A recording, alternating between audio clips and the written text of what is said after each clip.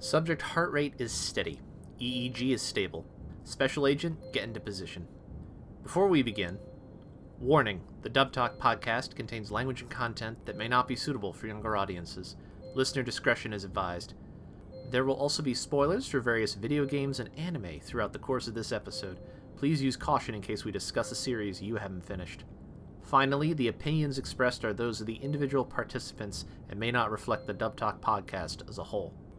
Remember, you only have 6 minutes in the Somnium. Prepare to sync in 4, 3, 2, 1.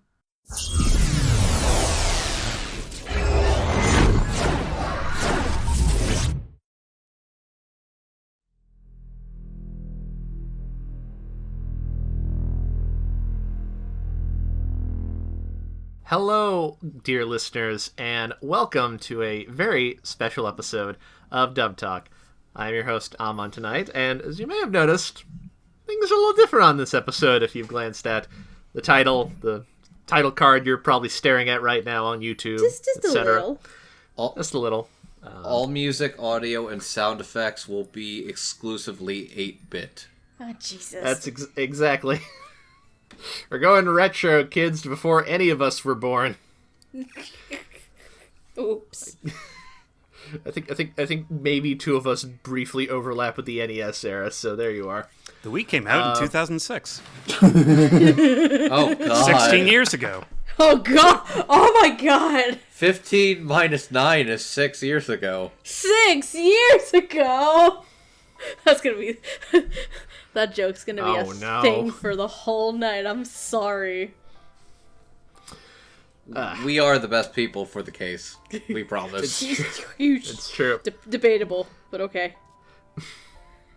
I have confidence in us. I have confidence in you. I don't have confidence in Andrew. That's fair. Can't argue with that. Why is this a special episode? Well, obviously, we at Dub Talk here cover the latest and greatest in English anime dubs. But as you probably know, anime is not the only thing that comes from Japan that gets dubbed, or anywhere for that matter. And you know, we're weebs. Like, spend our spare time making a podcast about anime. I'm sure you put that together. We like video games, as many weebs are wont to. So we thought, well, hell, a lot of video games have English dubs. Why not cover those? And so for the first time, and hopefully not the last, we are going to bring to you our review of the English dub of a video game. And what did we pick for our first game? Well, that's simple. We picked one that a bunch of us have played already, so we can record it on slightly short notice. Because that's the tricky part in trying to do this kind of project, is a few people playing that same game around the same time. You either need something that is relatively short and doable, or something that a lot of people have played relatively recently. Yeah, exactly. There are a couple of things that make this one uniquely appropriate. It's a dialogue-heavy visual novel. It's dubbed by Bang Zoom. A lot of us know those people. All 5 of us have played it recently, obviously. Yep. 2 of whom have played it on our Twitch channel and left a VOD up for anyone else in the audience that wants to get caught up. Yes, Hi. that's Absolutely. true. My name's Andrew, and this is Steph, Hi. and we played this game on the Dub Talk Gaming channel. And we have a whole VOD of like 12 videos of it, which was great to go back to for reference. Yeah. It's got a chapter select system, which makes it easy to go back and reference any scenes. You can fast forward through the bits you've seen already. And there's a chat log that lets you replay any dialogue that you want. It's very easy to go back and review any part of the performances in this. It's true. And what is this game? Why? Well, this game is AI, the Somnium Files. Up until the new one comes out, the newest game by second newest game, because he made a sequel since then, by Kotaro Uchikoshi, the guy behind Uchikoshi. Kotaro Uchikoshi. Names. I can pronounce things.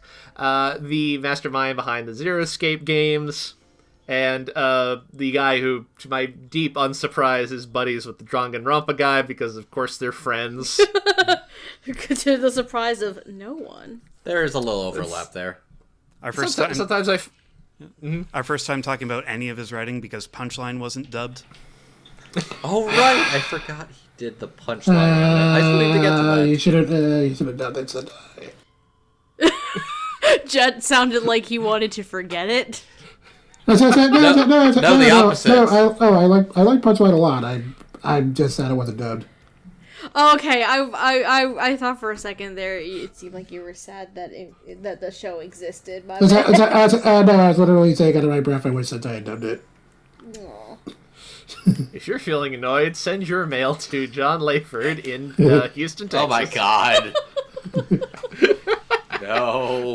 That's how we're gonna get this, kids. We're gonna start letter writing campaigns again. They can't no. ignore us if there's too much mail. Oh, You stop no. that. You stop that. Look, Section 23 definitely has a listed business address somewhere. Oh, We could God. totally make this happen. Oh God, please don't. You know, it will probably not work out the way we wanted to, but we can definitely do it. Oh no. Anyways, yeah, the Somnium Files. What's this game about? Well, let me tell you this handy description that I stole from the store page on the PS4 Network store.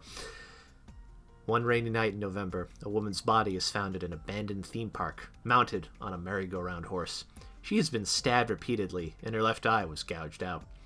Kaname Date of the Metropolitan Police Department arrives on the scene.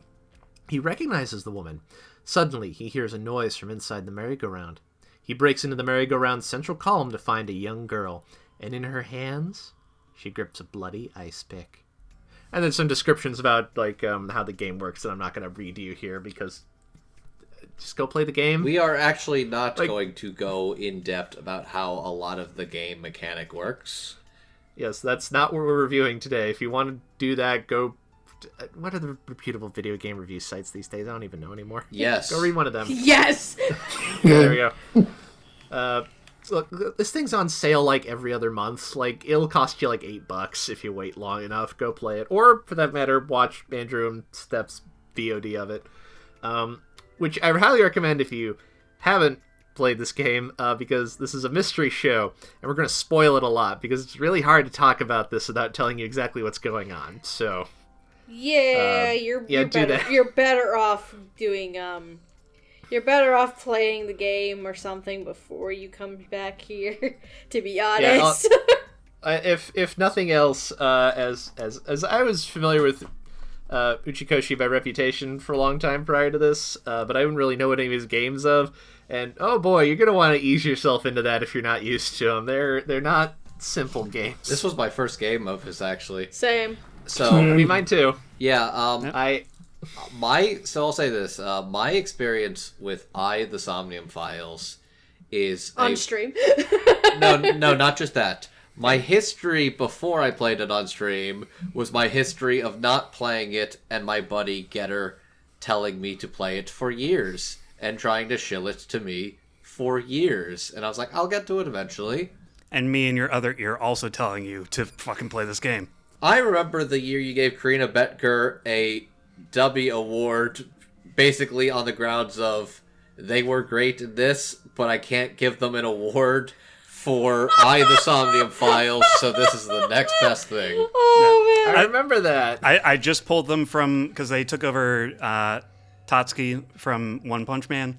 The and they Tornado were of Terror, yeah. Yeah, and they were Dino Girl Gakko, whatever. If you want my quick spoiler-free review of this, I probably would have given this Dub of the Year in 2019. Cool. Honestly, same. So yeah, I feel can't that. argue with that. I feel that. so yeah, Jet and Jackson, you two were the ones who played this a while ago and have been sitting on the fact that this game is great for a while Amon, Steph, and myself all played it relatively recently and are like, oh my god, this is so good. Pretty much. Yeah, I played the game like I did a while ago. I think I heard a lot of good buzz about it, and then they were looking pretty good sale on the eShop for $30. I was like, oh, you know what, I just finally check this out. And immediately hooked. Glad the sequel got it out. It's not too long after I played it, so yeah. Yep. Now I've remembered why I decided to pick this game up. Why is that? Why? Because I think you were the one who was out of the five of us, last one to play this game. Because come last year, I believe, year before that, the sequel came out, and they did a little ARG in the lead up to that. Yes. And like the first chunk of it made a reference to the Philadelphia experiment, which, if you're not familiar, this is this cockamamie conspiracy theory about how the U.S. the Navy was trying to do an experiment where they were trying to they had a battleship, and they had this new device that was supposed to cloak it from radar, basically. And apparently it did that, but it also accidentally transported the boat somewhere and then transported it back, and like people went missing, and some people were fused into the bulkhead at the end of it. It's a sort of like weird coast-to-coast AM bullshit I enjoy that generally doesn't show up in weeb circles because they're not those kind of weirdos. So I was like, a Philadelphia experiment. Later I played this game and realized, like, this guy's like, why have I not played any of these guys' games before? He's clearly on my wavelength. Yeah. I'm just like, exactly weird. Your type of weirdo. This man shows up in this game. Yeah. That's a sign for me that I've made a good decision if I'm encountering things with this man in it. So yeah, Kotaro Uchikoshi, my understanding, is a guy who 4 a.m. wiki dives a bunch of things and wants to include all of these random tidbits he has found either as themes in his game, or will literally just have characters just sit down for like a full 25 minutes and going, do you know about the Mandela effect? So what you're telling me is he would be really, really good friends with Araki. Oh my god, he would. I feel like Araki enjoys more of the fun facts you find on like a soda can or like a business trip. He likes to travel, right?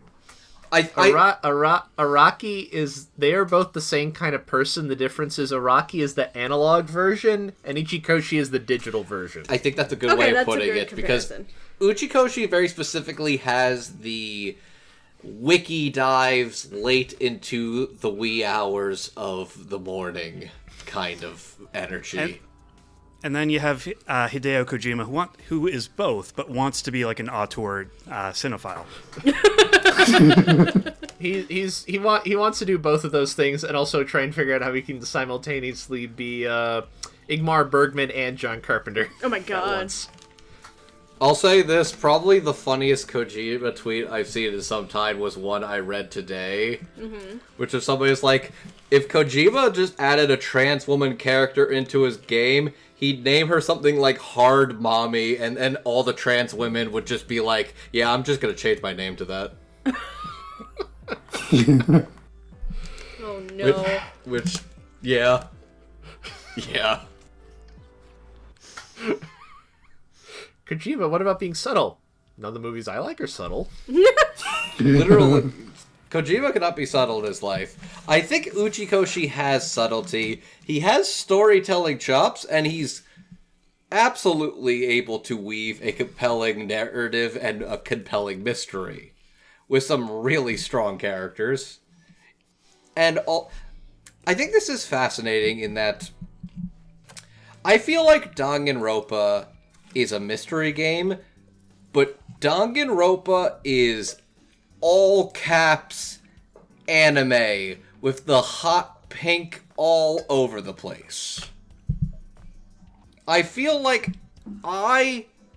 is anime, but it feels like it is more subdued in its anime aesthetic. More grounded, you think? More grounded in the sense that I'd argue it goes more sci-fi than it does anime. You're dealing with AI and the whole concept of syncing. There is some sci-fi elements to this, babe. I think the sci-fi and the murder mystery is actually more of the vibe and aesthetic than the anime stuff. Even if the anime stuff is sprinkled in to get our attentions and interests. I feel like part of the difference is periodically I remember that Twin Peaks was very popular in Japan while it was airing, and you can see a lot of like weird mystery stuff from Japan that clearly took some of that influence. And I feel like compared to say Danganronpa, AI Somnium Files, the dial on that's a little higher. Yeah, speaking of anime stuff, there is a comment I kind of want to make, but I think I'll say that for when we get to like Mizuki and Iris. Alright. Sure, fair enough. Yep. I am very curious. Who actually is at the helm of this particular project as far as what we're covering? Yay, talking about dubs. I will tell you that in a moment. Before we go, we said it earlier, but like seriously, if you haven't played this and you want to go in unspoiled, stop this and go play it now, or watch a Let's Play or something. Like, we are not going to hold back. Or if you want to give us the views and don't want to hear, you should unplug your headphones the way people pull out eyeballs in this game. God damn it. Oh, gruesome. Also, yeah, if you're squeamish, maybe don't play this. Yeah, go skip to the sequel. That one is a little less on the gore side. It's a little less. Somebody saw David Fincher's Seven and thought, well, this is interesting. I will say there are people I've recommended this game to who I've also had to unrecommend them, where they're like, do you have any trigger warnings? Eye stuff freaks me out. Okay, never mind. I'm gonna take this recommendation back. Understandable. Have a nice day. Yep. I will go somewhere else. Thank you for listening. Anyways, take recommending things to people very seriously. Don't just throw them in the deep end because you think it's funny. That's not going to actually make people like the things you really like. Mm-hmm. Mm-hmm. Indeed. You have our recommendation already. Go play the game. Or stick with us on the rest of this show. Precisely. So, who helped make this dub? Well, we have some people. Our credits are going to look a little different this time because it's a video game, and their organizational structure is not the same as dubs for non-interactive media, if for no other reason than most anime shows don't have the same volume of text. Yeah. I can't imagine how long these things must take to translate. It must be eternal. But, who do we have? Well, directing this, the voice direction, we have Chris Fiala, who's done a bunch of stuff. He directs Genshin Impact. He did E7. He did Fallout 4. He did Dishonored 2. He did one of those Hyrule Warriors games. He does a lot of this stuff, basically. And on the other ones,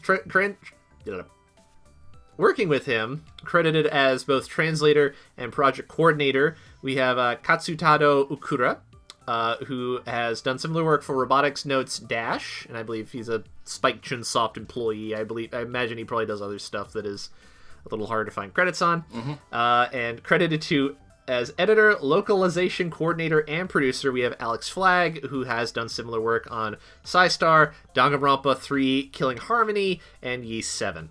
Nito. And this, as we mentioned earlier, this was recorded at Bang Zoom.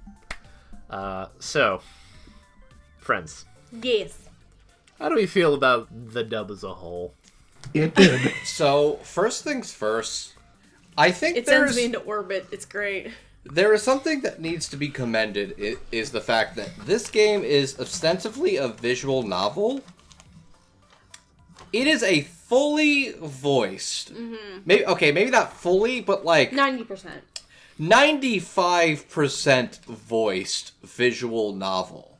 That is not on the 20 to 30 hour mark in terms of gameplay, and every little blink and you miss it click option that most people wouldn't think to even check unless you're a freak that decides to click on every single thing in every single scene would see, and having to dub, translate, and adapt all of that. And even if you are that person, you've missed something. I did almost everything in Boss's office. And when I played the game, I finished the game, I looked up videos online. There's a whole gag about clicking on the vent and everybody whistling and ogling date that I completely missed on my first playthrough. Mm-hmm. Yeah, so one of those. If you examine the mouse in the Yakuza office, everyone makes mouse noises. Yep. I don't think I got any of those. I remember one or two of those, but I discovered one today. I discovered both of them watching Andrew's stream. Yeah, just wild. I discovered one today where if you click on, I think, the rearview mirror in Dante's car. You start a conversation with Iris about being a meanie. A meanie beanie fofini. What? Banana fana fofana. I missed that one. Holy shit. First time I ever saw that one. So, It rewards you for actually screwing around. The Somnium Files is a game for weirdos and sickos, which is why we're here right now. Oh, one of the common jokes is Date being a horny pervert. It's the best. It's so okay. I feel like I need to actually be critical because a lot of this is just going to be gushing. The amount of work that has to go into. Okay, I realize all of this is just popcorn noises. My bad. And cats now apparently.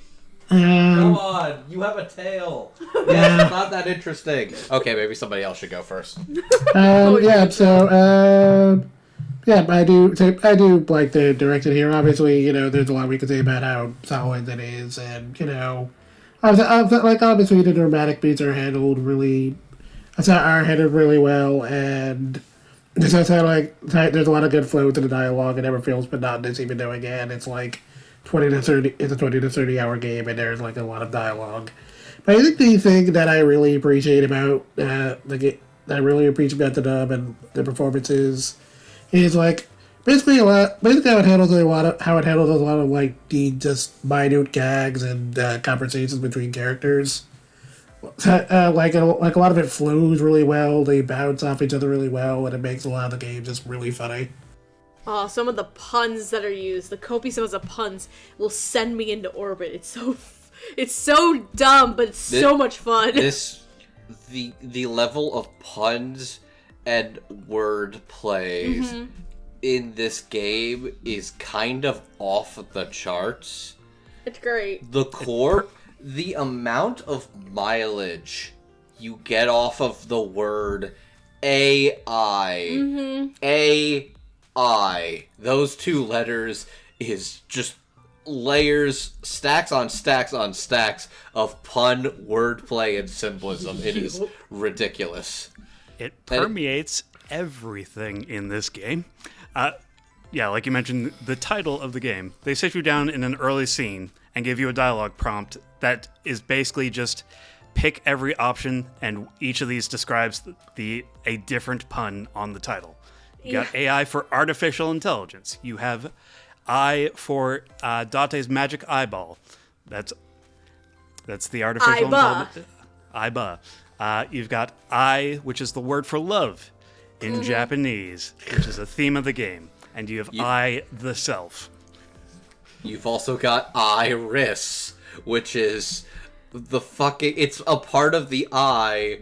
It's the name, and she got I from the word. Oh my god, it's all puns. It's all puns. It's all wordplay. It's ridiculous. And like some of don't even get started on like the character names, because each of them is just.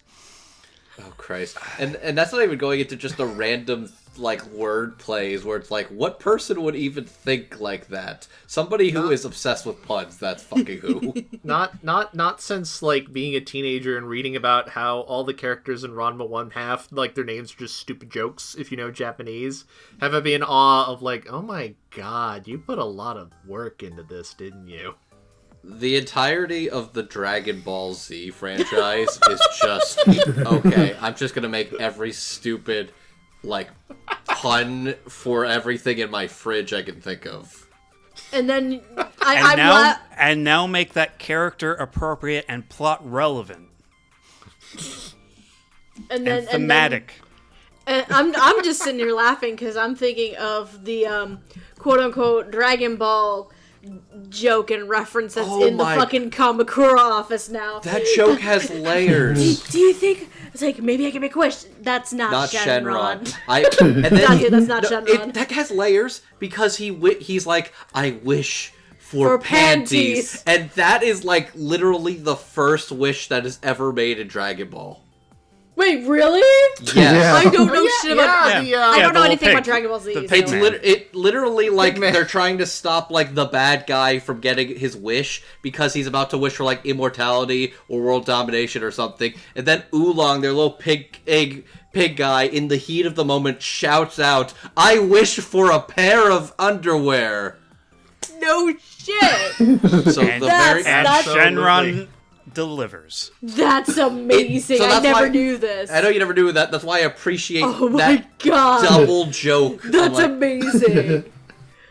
No, the wordplay and just the joke, just like the attention that I mean I haven't played the game in the Japanese, but the attention and care that was put into the localization and the translation on this, it sends me into orbit, because some of the stupidest shit will come out of like characters' mouths, particularly Date though.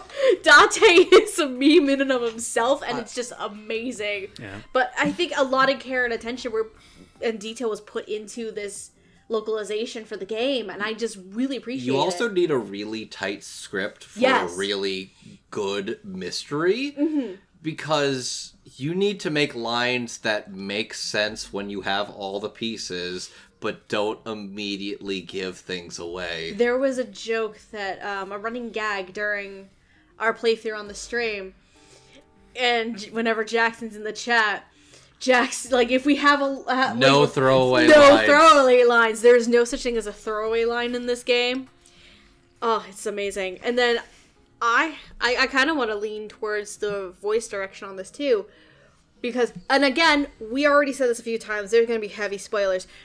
Turn the fuck away now. Turn away. Rip your ears off like you're pulling out somebody's eyeballs if you goddamn have to. I'm going to say this right now. Saito Sejima existing in this game Incredible. is insanity.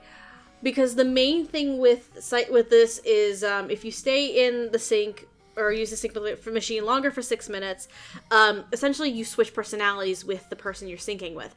So Saito Sejima, who is the Cyclops killer, has been body swapping this entire time. And every time he swaps into a new body, the person whose body he is in now has to have some quirks and characteristics of Saito Sejima. There are several characters' performances where you would never spot it on your first watch. Yeah. But on the rewatch, you could tell there is a difference when Iris is Iris and when Iris is Saito. Or when Sejima is Saito. Or Boss. Or Kaname Date. Boss, you can immediately tell something's off with her when you go the Annihilation route, when it gets to that point. It's so fascinating. It's and that very and that's something like you have to make sure that is executed in the voice work, and it is absolutely there. Oh, yeah. This is the kind of thing that must be a nightmare to translate, localize, and make compelling and good. And this is absolutely nails it. I know my buddy Getter, my guy who I make fun of for having recommended this to me for years, legitimately says to me he thinks this is one of Bang Zoom's best dubs he's ever heard. And I kinda can see why. It's strong. One other thing I want to praise about the localization, because obviously it's not a minor thing, but it's a thing I'm kind of surprised they bothered with. Dub singing is a thing that happens in this game. Yes. So, I actually going to completely steal something from another playthrough I watched. I'm going to steal a comment from one Angry as Pat, aka Pat Stares At, aka Patrick Boivin, where he mentioned the singing in that it sounds like someone who's not good at singing, but somebody who's getting better and will gradually improve at singing is singing. Yeah, because the one song we only get in this game is the one that Iris sings. Invincible Rainbow Arrow. Yeah. So yeah, I never really picked up on that until you just said that, actually. That's interesting. Which not only is that song good, not only is that song great and catchy, and the finale is incredible, but there's double meanings to every single thing in Invincible Rainbow Arrow. Oh, God. I remember when I was playing, whenever that song would play, I'd actually think, Or are they goofing on the fact that, to my understanding, a lot of idols are often technically not great singers? Like, they're not bad, but they're like, let's say Mariah Carey doesn't have anything to worry about kind of level. Like, it's like good, it's very good amateur singing, which is a really hard band to get into. Yeah. It's really easy Like, to that's fall on impressive in itself. Yeah, it's very easy to either sound too clean or professional or just bad. Yeah. To sound intentionally a little messy, but is impressive. It's original music and lyrics. What more do you want from us? Also, it is objectively the best animated thing in the entire game by a country mile. It is so funny when they cut away so they don't have to animate somebody running, and then you see this big elaborate dance number, and it's like, wow, well, I guess I knew where the budget went. God, there's so much I could praise. Like, there's so many little interactions throughout the game that are incredible. The characters are the performances, the conveying of the mystery, something that you would never guess on the first time, but comes very clear the second time, this is a tight package. Yeah.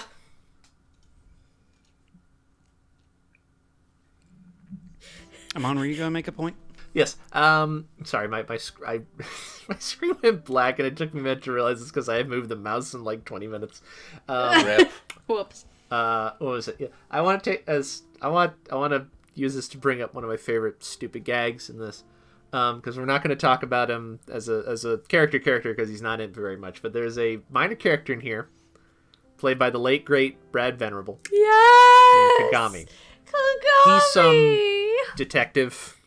He's like the other generic detectives. He doesn't actually have a full face. He's just a hat and a mouth. And he's got a face mask on, so yeah. He's got a face mask on, so he's even less than that. But the running gag is that he works in the same unit as Date. They've clearly met each other before, and Date can never remember his fucking name. I love it.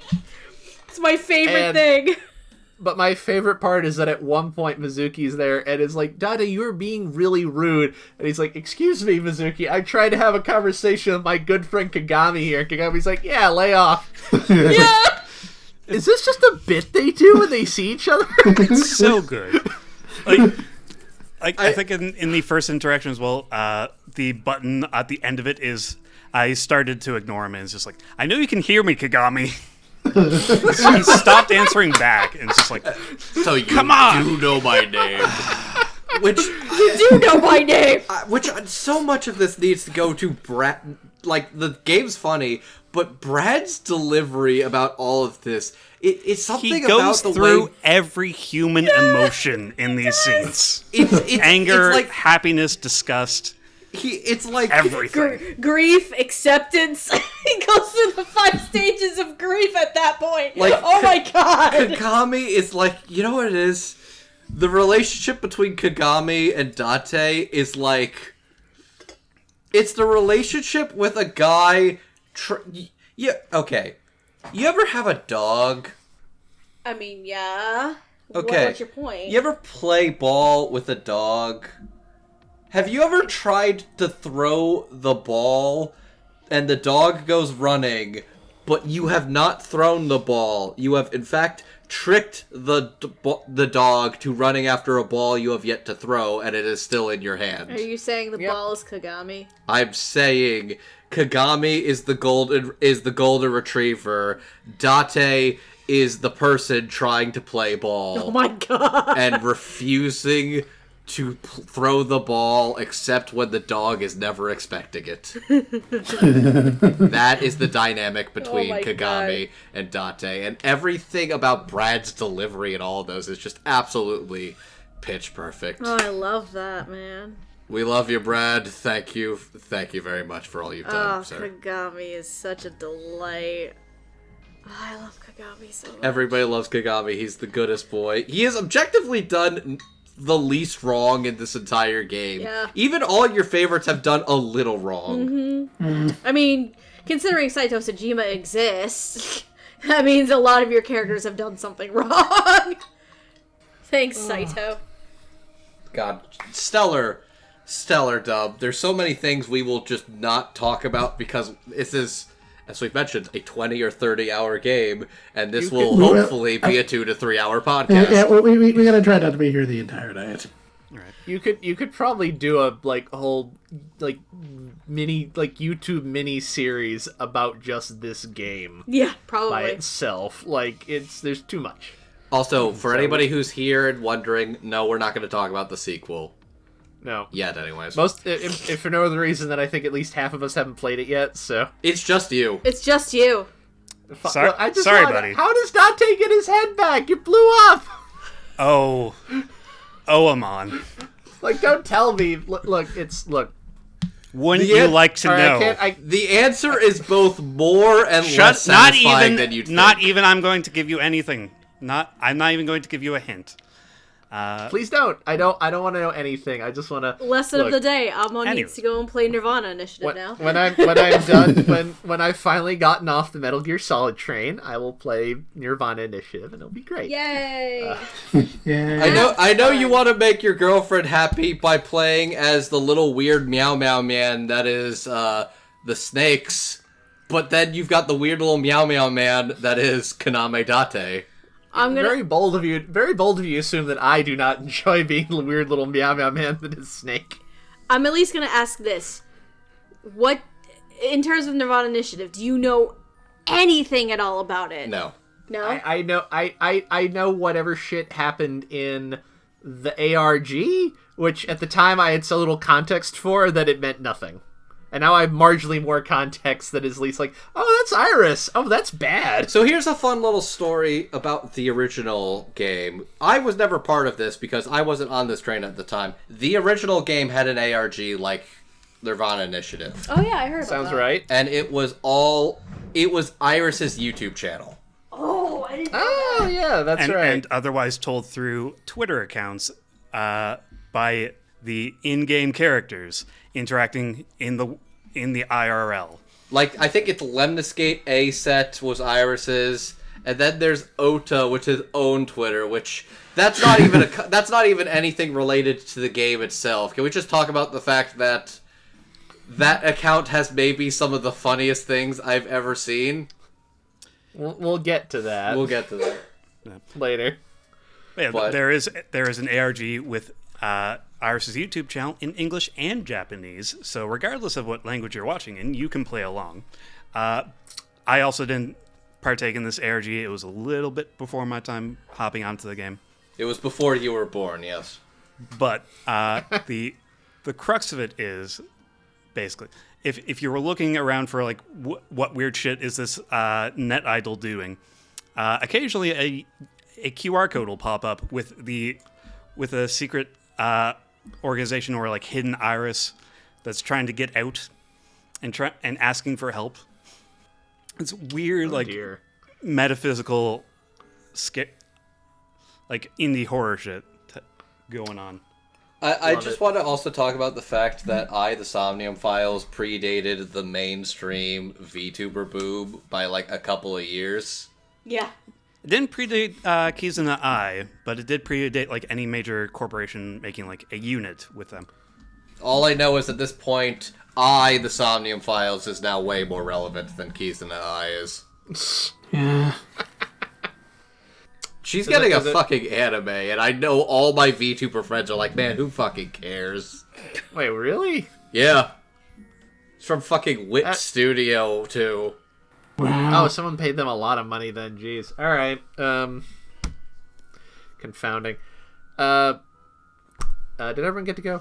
I think so. No. Oh, no. Okay. You two have done all the talking so far.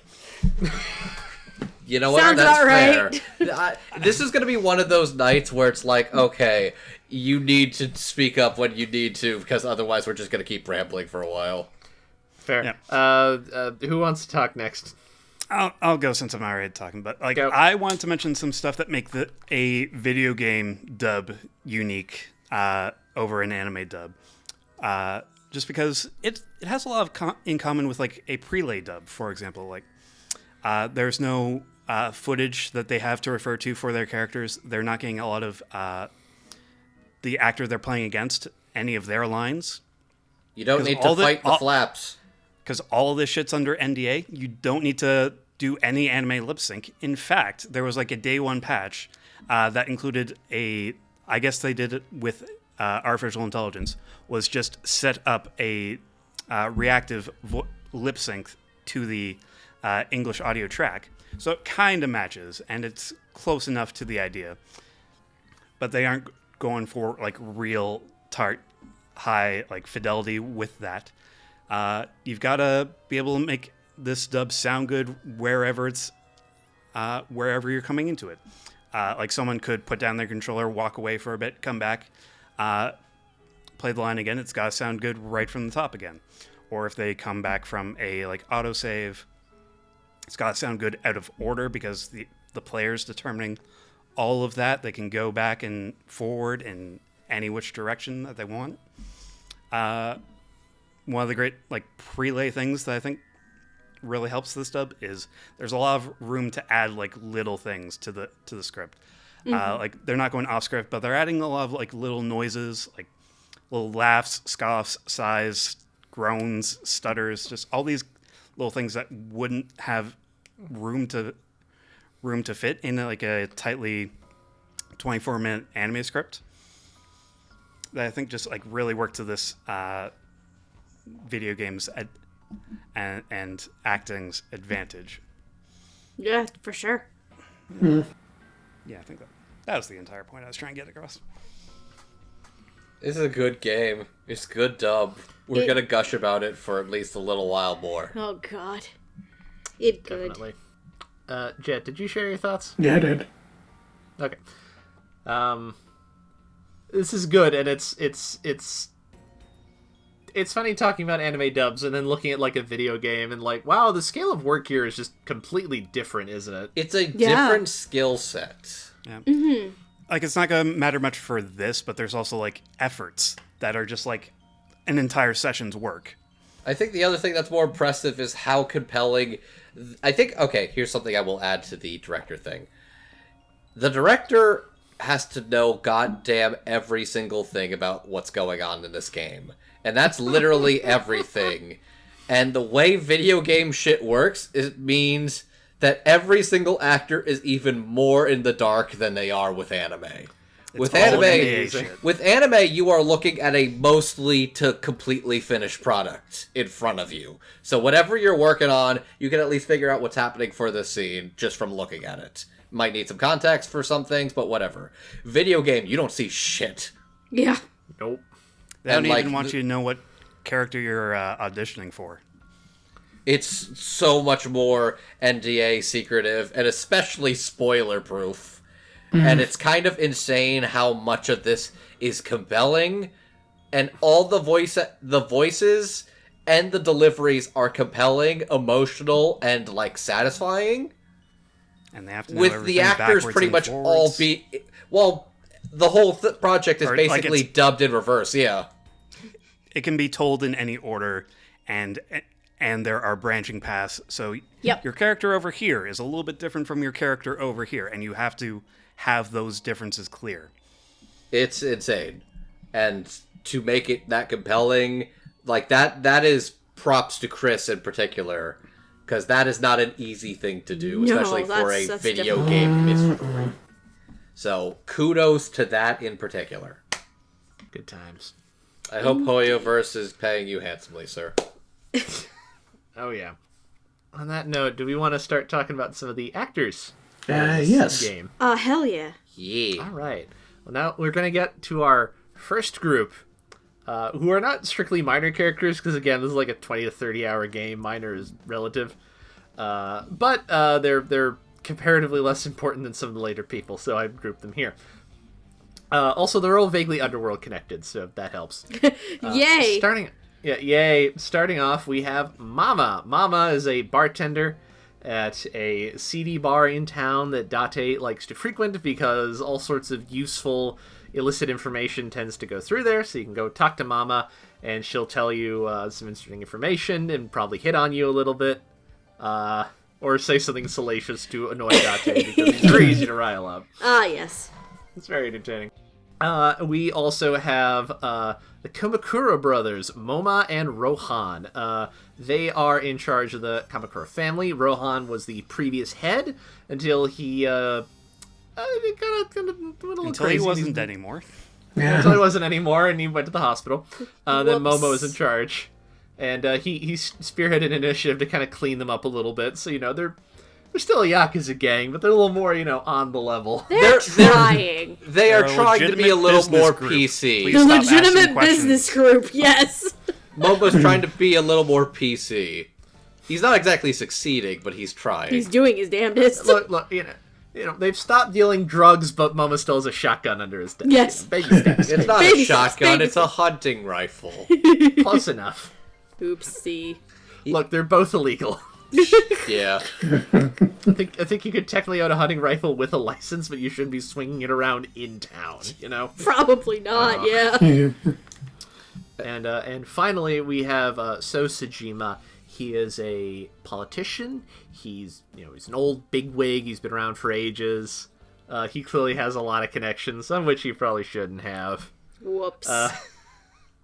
And also, spoiler, which we'll discuss further either now or later when it becomes relevant. I think of all these characters, he's the one I would want to hang out with the least. yeah. And that includes even Rohan. He sucks. Oh, he's a big piece of shit.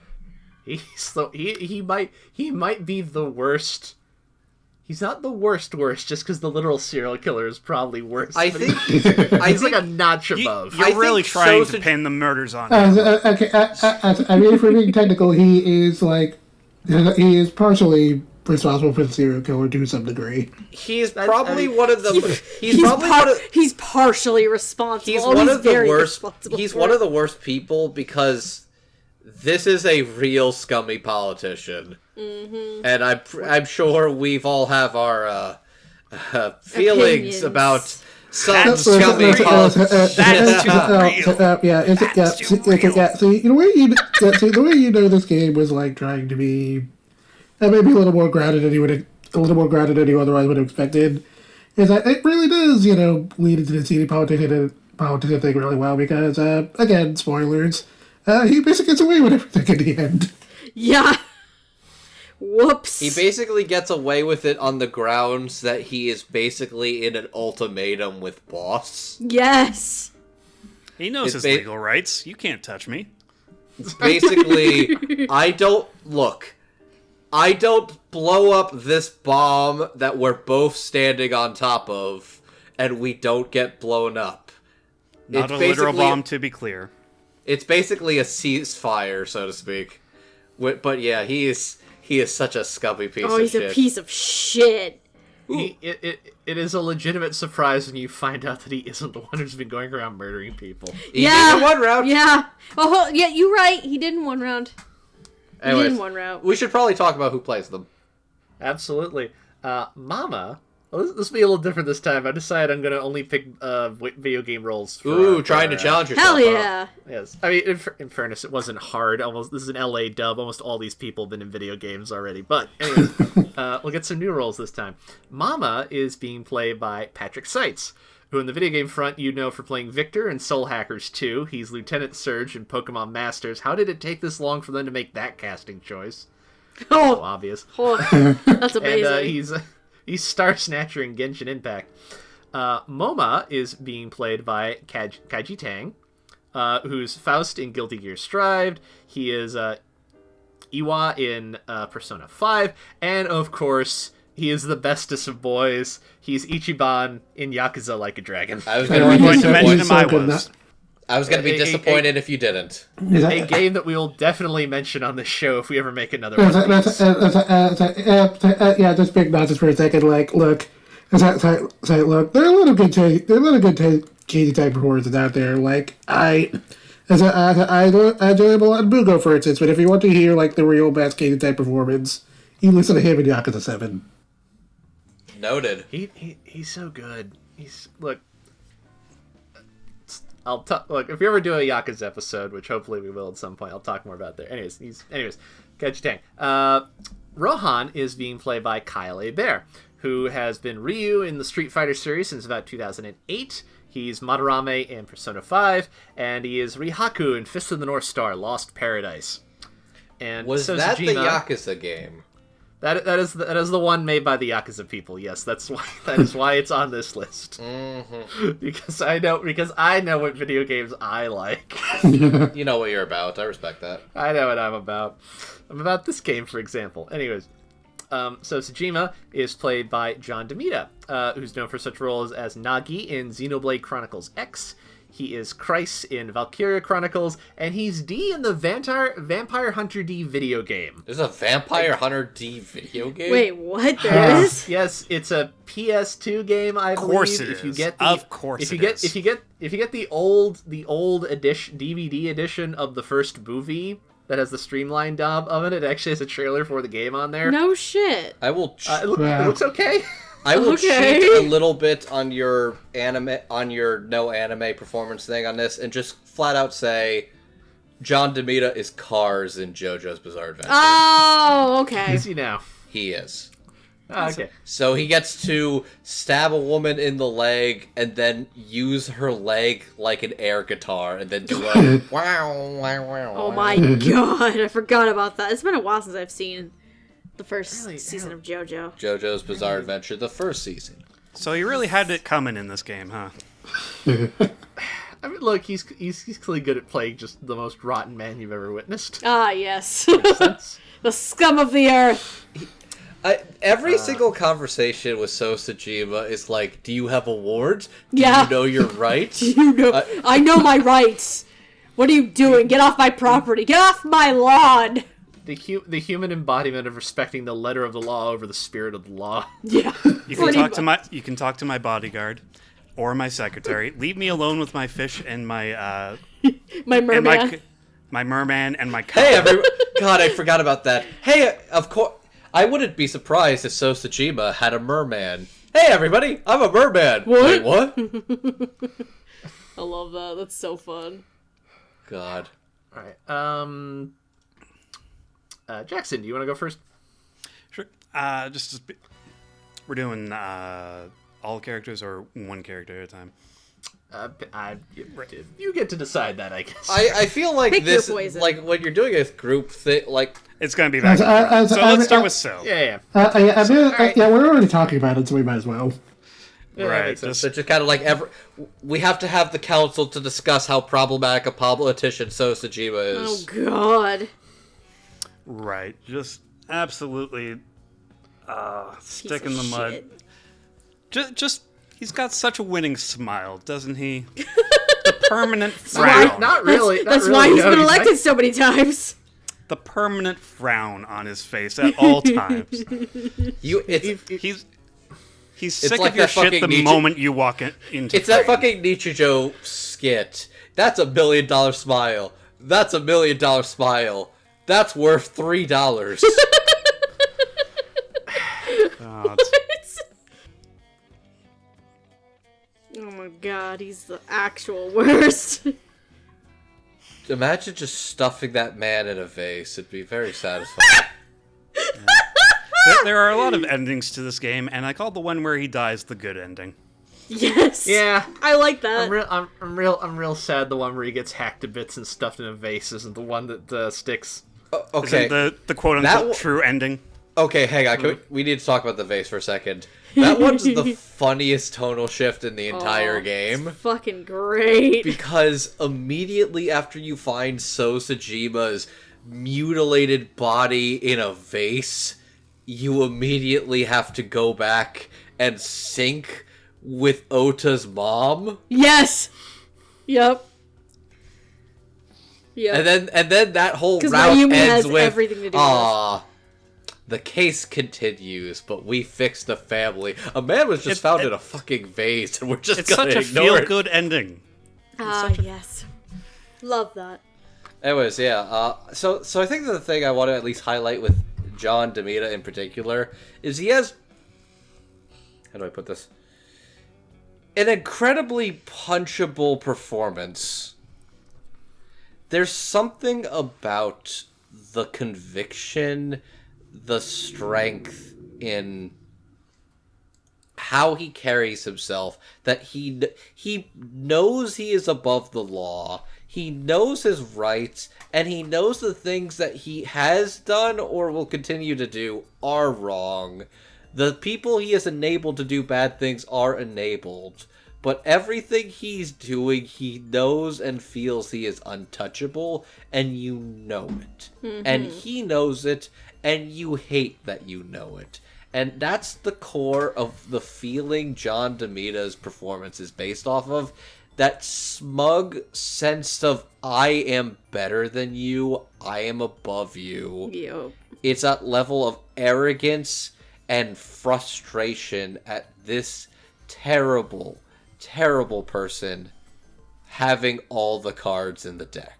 Yeah, like, I want to use the word smug asshole, but it's a bit drier than that. Like, it's not got that same, like, smarm and, like, punchable loser type deal to it. Punchable loser. Okay. It's much like drier, and I think it is that confidence, that feeling of you cannot touch this guy, and he knows it, and you know, and it's all business between you two.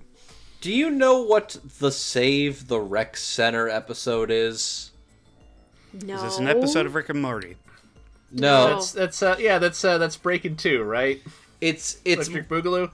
It's basically the Save the Rec Center, or like Save the School, is more or less big business is going to tear down this thing in the community. Okay, we're talking trope, not a specific episode.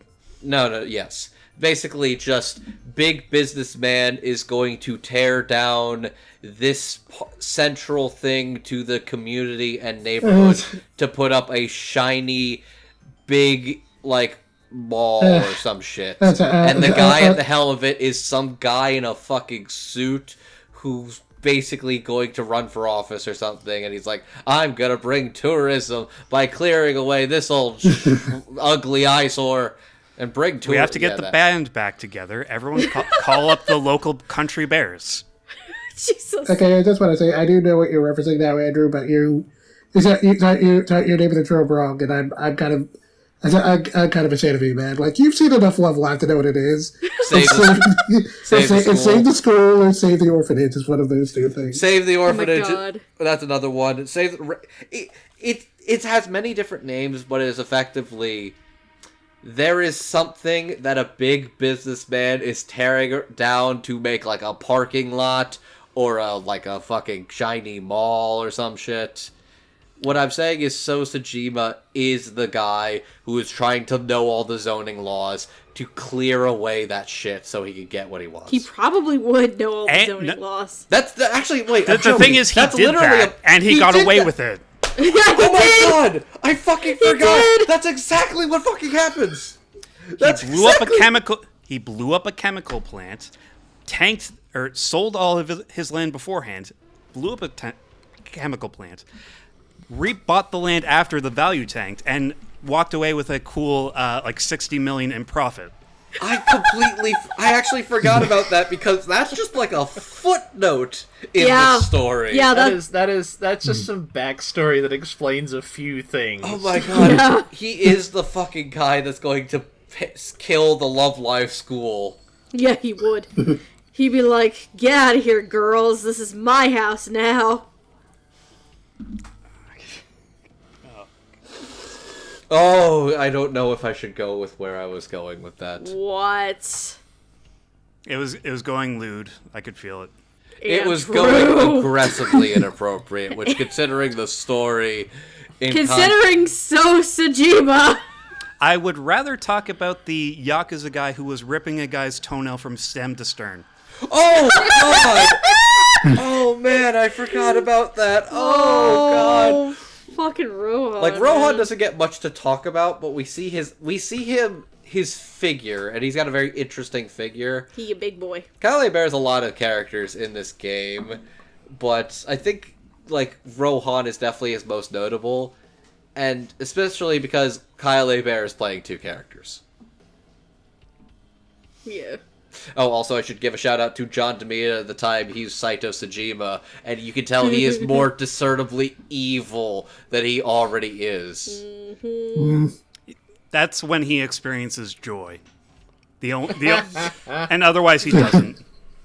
Oh yeah. So yeah, Rohan Kumakura is a fucking freak. He just got his skull smashed in a little bit with a shovel. He's fine. He's totally fine. Forget the fact that he can't bad see. Could happen. Forget Nothing the bad fact would that he's ever got happen. psychological issues and can't see out of the right side of his face. No. It's fine. Nothing's wrong It's here. fine. He's gonna be okay. This is fine. Is it bad that he just curb stomped a guy for looking at him funny? I mean, yes, but what are you gonna do? Tell him no? Is it bad Tell the guy who just curb stomped a dude's fucking teeth in no? Is it bad that he has an obsession with women and their, what is it, the left, it's the left side? The left? It's literally the side of his face that is basically numb. Whatever it is. There's an obsession with getting their pretty eyes out of their head. Yep. Yeah, Kyle Bear is great. He's scary when he wants to be. Collects all these don't hear little enough- trophies. We don't hear enough of Kyle Bear being scary sometimes. Mm-hmm. And yeah, he genuinely is kind of unsettling as Rohan. Oh, it's great. Just a cold motherfucker, Yakuza boss. Yeah. Yeah. We'll absolutely send assassins after you, or do it personally. Either way, Yeah, doesn't he really will- matter he- to him. He will fuck your shit up. Also, I know they're brothers and not twins, but it's like Rohan and Moma kind of feels like one ate more nutrients in the womb than the other. They're also like 12 years apart, so I can definitely see how they would grow up differently. Oh man. There's definitely a discernible gap in general to the ways they live and the ways they approach their life. Where it's like, Rohan is genuinely a cold, monstrous person. Well, I will also give shout out to the fact that Kyle Bear is also playing Falco as Rohan, and it is it's like a gentle giant in that approach while also still being authoritative and calculated. Yeah. Which probably like the single worst, you are so wearing a fucking wire, my guy, what the fuck are you doing, I've ever seen. Okay, I think I just realized what is kind of the difference between Rohan and Moma here. Okay. Okay, basically, Rohan is like an actual scary Yakuza boss. Mm-hmm. So Moma is a guy who really wants you to think he's a cool Yakuza boss, but he just kind of sucks. Moma's the best. Moma reminds me of the characters you see in Yakuza who are like, they're the boss of a family, but it's like shitty low-rent family that no one takes seriously. And they're not, like, it kind of bugs them, but hey, they're Yakuza at least, right? There absolutely is a lot of points of comparison between Moma and Ichiban, or any other character in those games. What about the guy that's obsessed with Kiryu? What, Majima? Yeah. That's not different than Moma. I mean, just replace all his Kiryu dialogue with Iris or Aset, and it kind of works. Oh my god. Aset-chan. Tessa! Moma is more of a distant fawning. Majima clearly wants to fuck Kiryu. It's different. Something like that, but no, I think Kyle A. Bear is great as Rohan. It's just I feel like we have the least to talk about with him.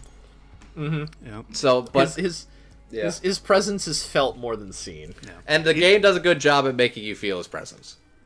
Yeah, I think like Kyle gets more time as Falco in Rohan's body than he does Rohan proper.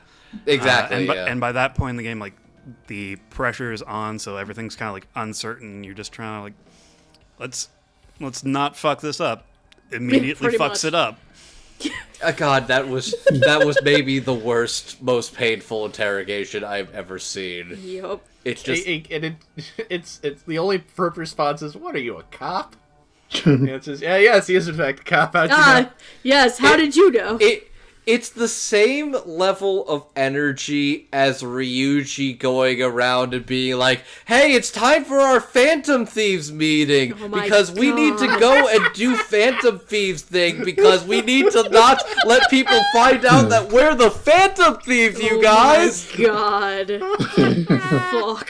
Could I just, like, leak it to Hey the public Saito, did you secretly know? that we're the Phantom Did you Thieves? know that we were the Cyclops killer for several consecutive murders, Oh my and we were God. murderers in this specific time and place? But I'm a little fuzzy on the details. I'd love to talk about all the excruciating, minute details of these murders, Saito. yeah. Could you please enlighten me? Yes. Same energy, same fucking I energy. told you Yeah. never to talk to me. Oh shit. Oh man, I love it. It's fucking hell. So you want to talk about just a little guy? I love MoMA. It's his birthday. It's just fucking. I'm just a little guy. It's my birthday. God, I can hear that in Kaiji Tang's voice so fucking well. God. Made better by the fact that, as we see later, he is extremely tiny. Yes. So, He's so short. He's very short, but it's fine. so I say The this. Earth is just big. Oh, that is such a good line.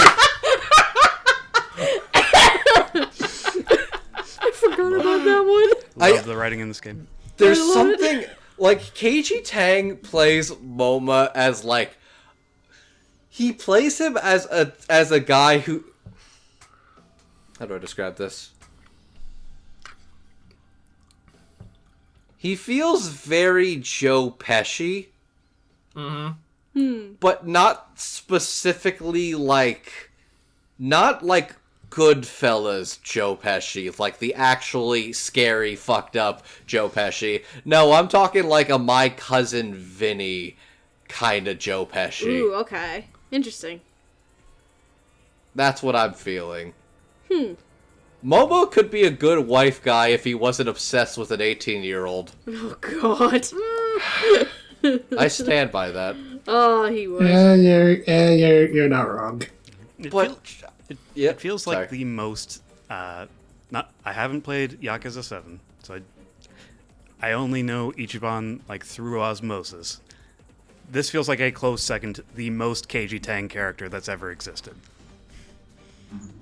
This is a man. Ichiban is definitely number one, but this is a close second. Just Ichiban, look at number this. one. Just look at this man and tell me he wouldn't happily slurp down Coke milk. What? I'll be honest. That hurts. Ichiban and maybe Momo are definitely they're some of Keiji's strongest work as an actor, but the character that's most like his Twitter persona is definitely Gojo from JJK. Oh, you're Like, not wrong. That's a guy who drinks Coke milk. Fuck. I also stand by. It's very funny that like I want to see Osamu Dazai and Satoru Gojo just in a room together. Which now that you're watching Bungo, you understand. Oh my god. I want to see that. Why would you do that? The Oh my chaos god, that I would ensue. actually would want to see that. Sometimes you just want to see the world burn. And Momo doesn't want to see the world burn like his brother. He just wants to... I'm not sure what he wants. I know he's just... He wants to run his legitimate business and moon over this independent idol he found on the internet that one time. And ideally not being insecure and embarrassed about it. If he can get there. Ideally. Yeah, side note, the way you find out that MoMA is like a big A-set stan is he has a figure in a hidden safe that's behind his desk. Which, and then they do the whole, like, he baits him with the A-set cheer. A-set, you bet! And it's like... Fears, threat, silhouette, A-set, you bet! His lackeys are like, Boss? He's like, get out! Get saw the fuck nothing. out! You saw nothing! Don't you look at me! Don't you fucking look at me! I think my thing about MoMA is I feel like MoMA is like in this game to me MoMA is a better Ota Matsushita. Oh my god, we haven't even talked about Oda yet. We'll get to that in a second. I feel like he Put a pin in that. he's Oda if Oda got a real job. Yes. he's Oda if Oda got a real job and like actually felt like he contributed. Yeah. Cause like at the end of the game, MoMA is effectively the one of your most ride or die hoes. Yeah. Yes. He's right there in the action scenes, and he's got a gun, which makes him useful. Oh, yeah. Like, you've got the 12-year-old with a pipe, who is basically your glass nuke. Yeah. You've got MoMA, who has a gun. Ota, who has a license. Perhaps he can be used as a human shield. He could be used as a human shield. Again, lines from this game.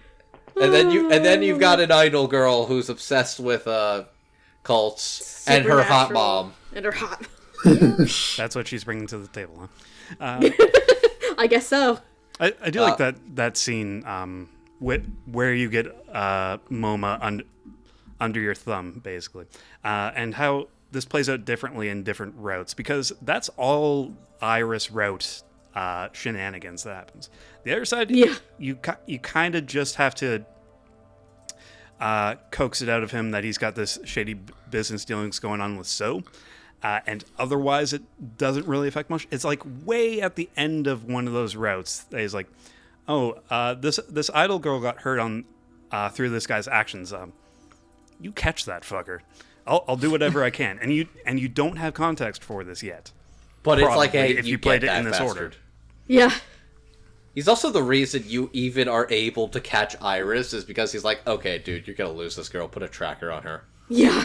That's Pretty much. Also, like, he has one of my favorite portraits in the game when he is, like, clearly trying to show off to Tessa and be like, we're a legitimate business, where his pupils grow, like, twice the size.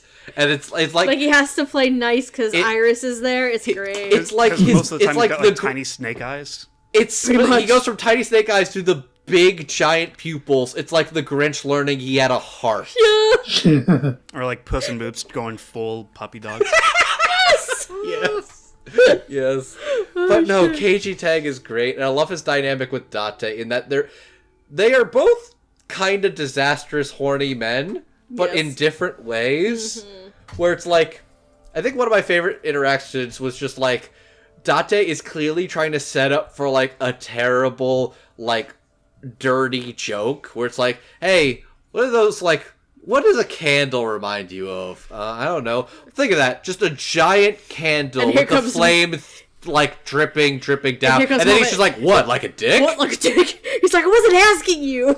It's like, Date is such like a smarmy, I'm gonna set up this stupid joke. Just so I can make her say it, and Moma just comes oh, and it's like steals the dick. thunder. Or it's like, oh, tits, got it. No tits. It's like, I didn't ask you. God. You're such a straight shooter, How Moma. do your Bless minds heart. work? How did you both come to this conclusion, is my question. Because fuck you, that's why. 'Cause why not?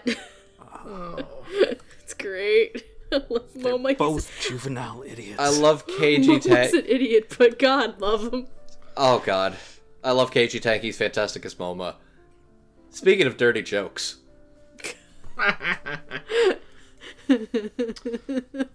Oh, man. Mama is fantastic. I love Mama.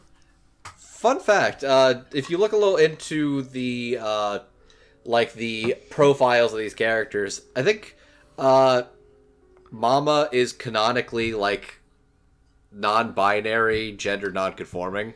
Yeah, That's correct. I believe it That's goes great. assigned male at birth, gender neutral now, and uses she/her pronouns. I love Mama. Yeah. I What was a looking fucking up, queen. I was She's looking great. up to see if there was any pun on her name, and no one's cracked that yet. But she's got like her real name Osamu is like a very masculine, boyish name, and I was just discovering while trying to like Google the kanji. It's like, did you mean to spell it in this order? And it comes out to Marble, which is the name of her bar. Mm-hmm. So I think that's the pun they're going for think there. that's the pun. Or it's like oishi, which is delicious. So So, just like delicious men. There- I there I is- assume, which would that's- be in that's- character. That would totally be a Mama right there. there's a very specific character archetype that I think Mama is, that has shown up in, like, other, like, Japanese media.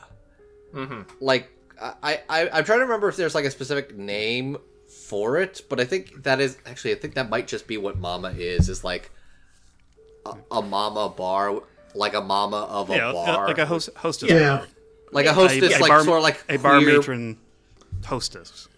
Yeah. Mm-hmm. If you've played a Japanese video game that is set in a city, most Yakuza games, Persona 5, this character type shows up pretty frequently. I'm also kind of to... thinking of Tokyo Godfathers too. Now that I think about it. Oh, a little bit, yeah. They tend to be cis. The examples I'm thinking of, but this archetype shows up a lot. Like I'm thinking Persona 5, or actually, Jet. When we were talking about Carol and Tuesday, Angela's mother in that is also kind of this archetype. Yeah. I'll say this. This is one of those archetypes that very easily could be a, how do you say, terrible. Yes, terrible. Horribly offensive and dated. Horribly offensive, very homophobic, very predatory sexualization. Just absolutely. It could just go wrong so fast. And I think this game, I'm not going to completely say it misses that. There are some lines and there are some times where it crosses over into that a little. I think the nuance here is that Mama's gender and her presentation is never called into question. It's occasionally like she behaves in an unladylike manner, and that's kind of the butt of the joke. They'll say is like Date is like, oh Mama, you look so different, and it's like, that's a fridge, you asshole. That's what I was getting towards. Is it's not her presentation, it's that she's fat and overweight is more of the jokes, and that's what they used to make fun of her for. Which is also kind of mean-spirited and over the line in a different way. That does lead to maybe my favorite actual line delivery from Patrick, which after the big dance number at the end. Incidentally, if you for some reason played the game, there's a big dance number at the end. Surprise! Everyone's kind of shouting over each other, and if you listen closely, you can pitch out that Mama is basically saying Date, it's great to have you back, but if you compare me to my fridge again, they will never find your body, or something along those lines. I missed that. There are so many people talking over in that scene that like it's. That's amazing. You're going to miss something. I can't exactly remember what she threatens him with, but she definitely threatens him with some sort of harm. Oh, I love that. That's amazing. If you wanted my personal favorite delivery, it's actually probably like one of the most dramatic reveals in the game, which is when he's out drinking with Shoko, where it's like she is basically letting out all of her demons and all the shitty things that she has done out, and then Date's like, I think you need to scold her or something. It's like, alright, fine. Hey, Shoko, honey. No. There, I scolded her, happy. Like she's talking to a cat. Yeah. By the way, Shoko Nadami, she's not getting any Mother of the Year awards. No, she is not. Side note. Shoko's a terrible mother. Did we cut Shoko and Renju from cast list for today? We left them off just because neither of them actually show up on screen that often. Yeah. But feel free to discuss them as needed. Dorothy Fawn is terrible, is great at being terrible, and Chris Hackney is... Oh, he is dealing with a lot of shit. Oh boy. It's good that there is no redemption for these characters and no way to save them. They both kind of did. They really literally did. the only two characters you cannot save. Yeah. They No matter the suck route, yeah. real bad. It says Not a the lot Underworld. that, like, the best character in the game, her best outcome is both of her parents being dead. Yes. It's a testament to their crummy parenting skills that Date is sincerely and truly the preferable alternative. Oh yeah. He's a horny gremlin asshole, but he's a horny gremlin asshole who does, in fact, care. Yeah. He cares a lot. Date's a good man. Pain in the put a pin ass, in- but a He good just man. he just maybe needs to hide his cuckoldry videos better. We'll put a pin in that for later. We'll discuss the cuckoldry nature of Date Kaname later. Date. Anyways, This bitch. but no, I think Patrick Seitz, it's definitely one of those things where it's like, I guess in retrospect you could have done certain things, but honestly, I think Patrick's performance is indeed still strong enough and gets everything that Mama needs to be.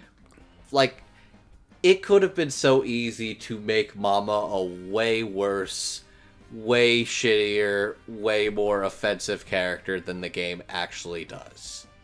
Yeah, indeed. It doesn't completely succeed 100% of the time, but there are far more hits than there are misses, and that in itself is fucking incredible.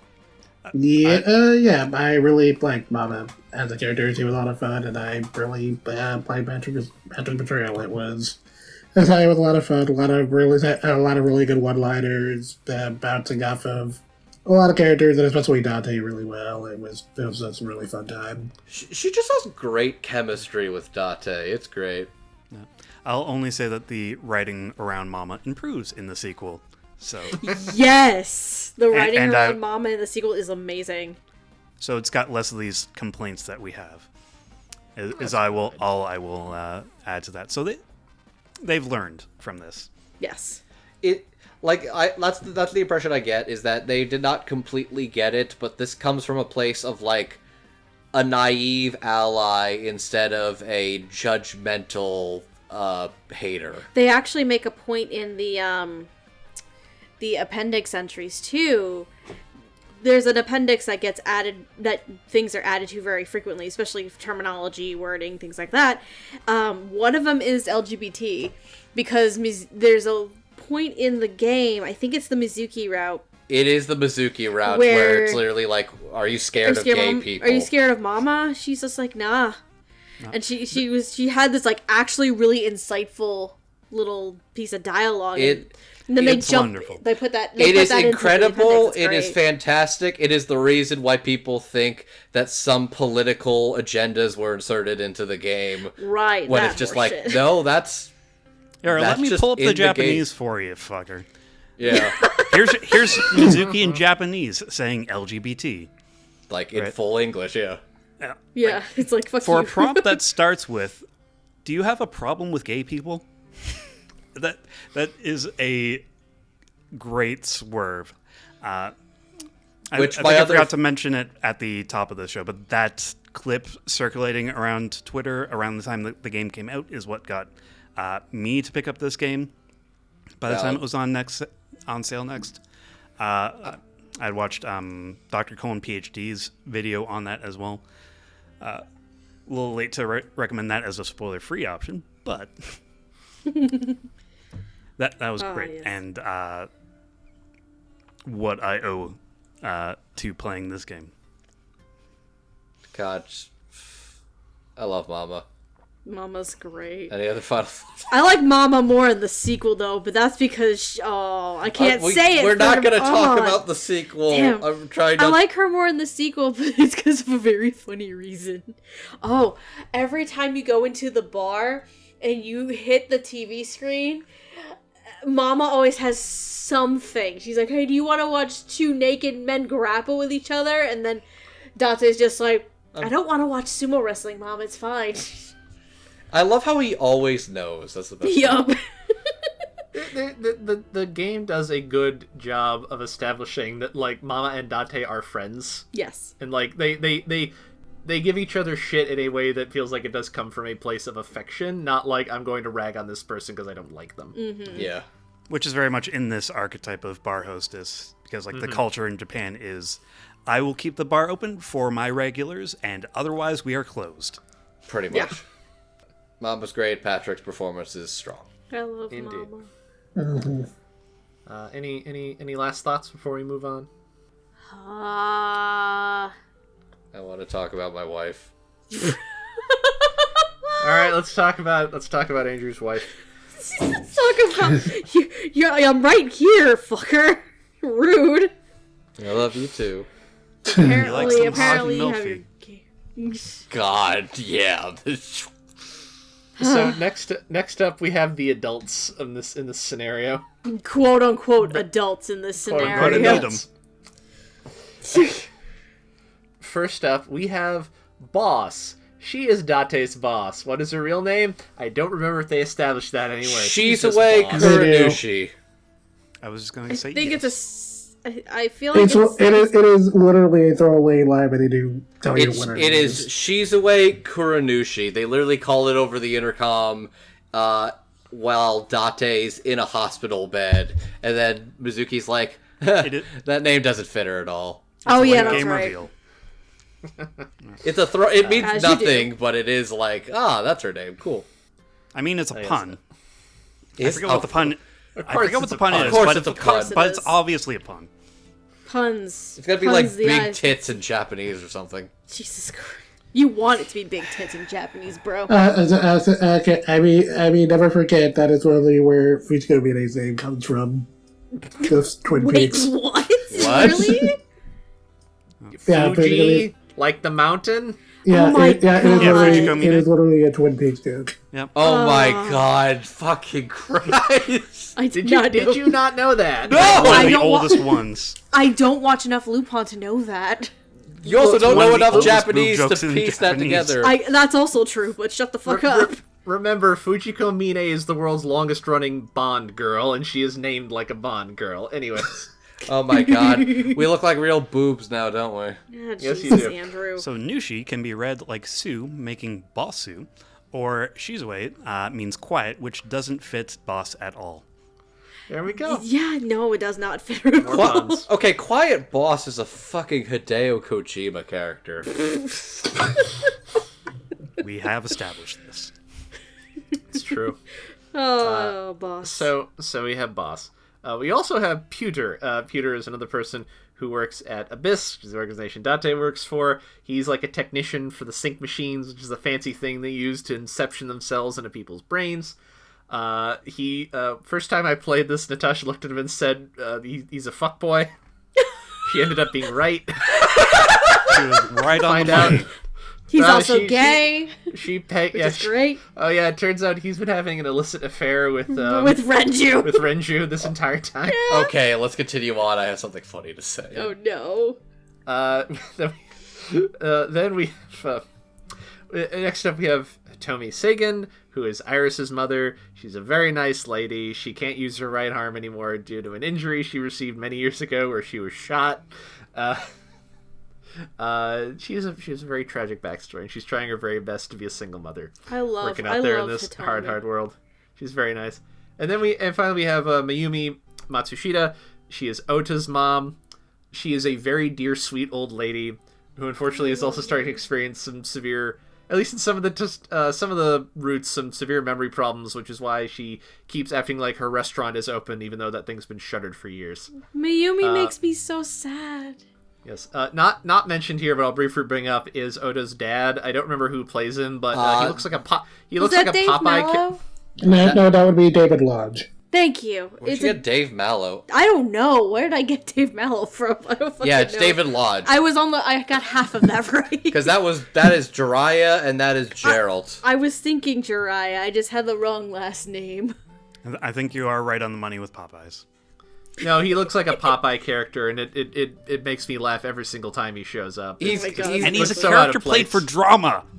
he is genuinely a character played for drama, and he's got like the fucking Hitler stash, and he looks like he wouldn't be out of place in a Tintin cartoon. Oh I my don't know what you're talking about. Tintin's very serious. Tintin's. I haven't watched Tintin in ages. Shit. I miss Tintin. Anyways, who's playing these characters?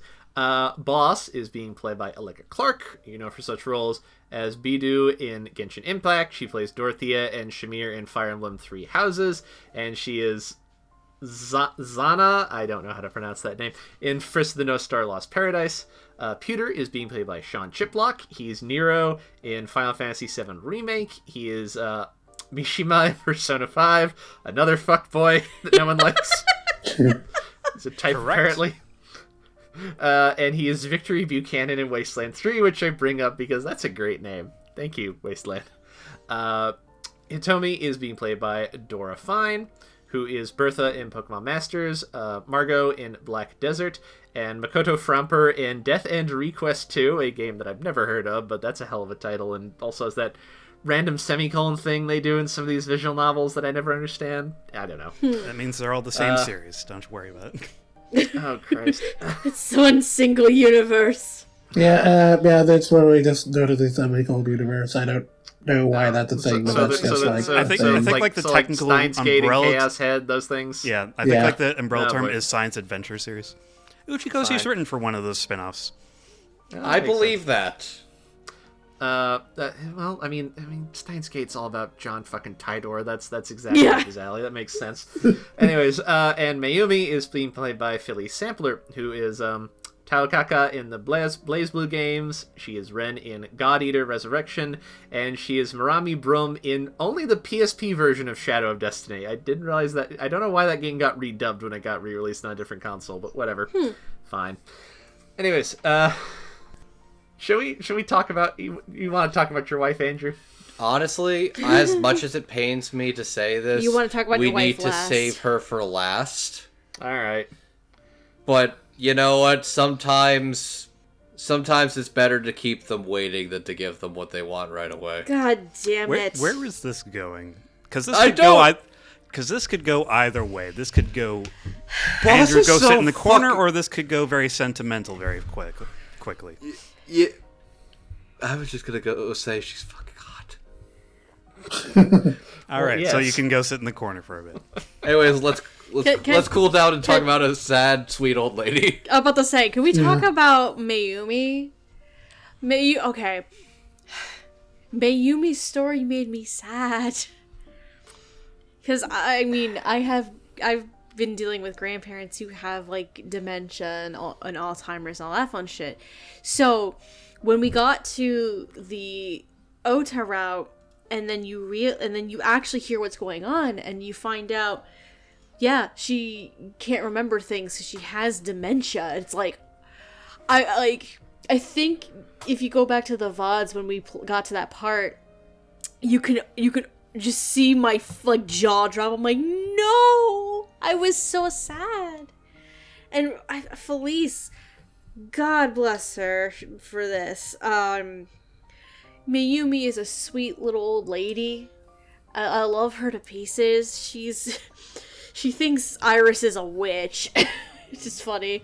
She has a few funny moments, but majority of it is just Felice just being this sweet, motherly character. She really loves her son. She cares about Ota a lot, even though sometimes he doesn't fucking deserve it. Let's be real.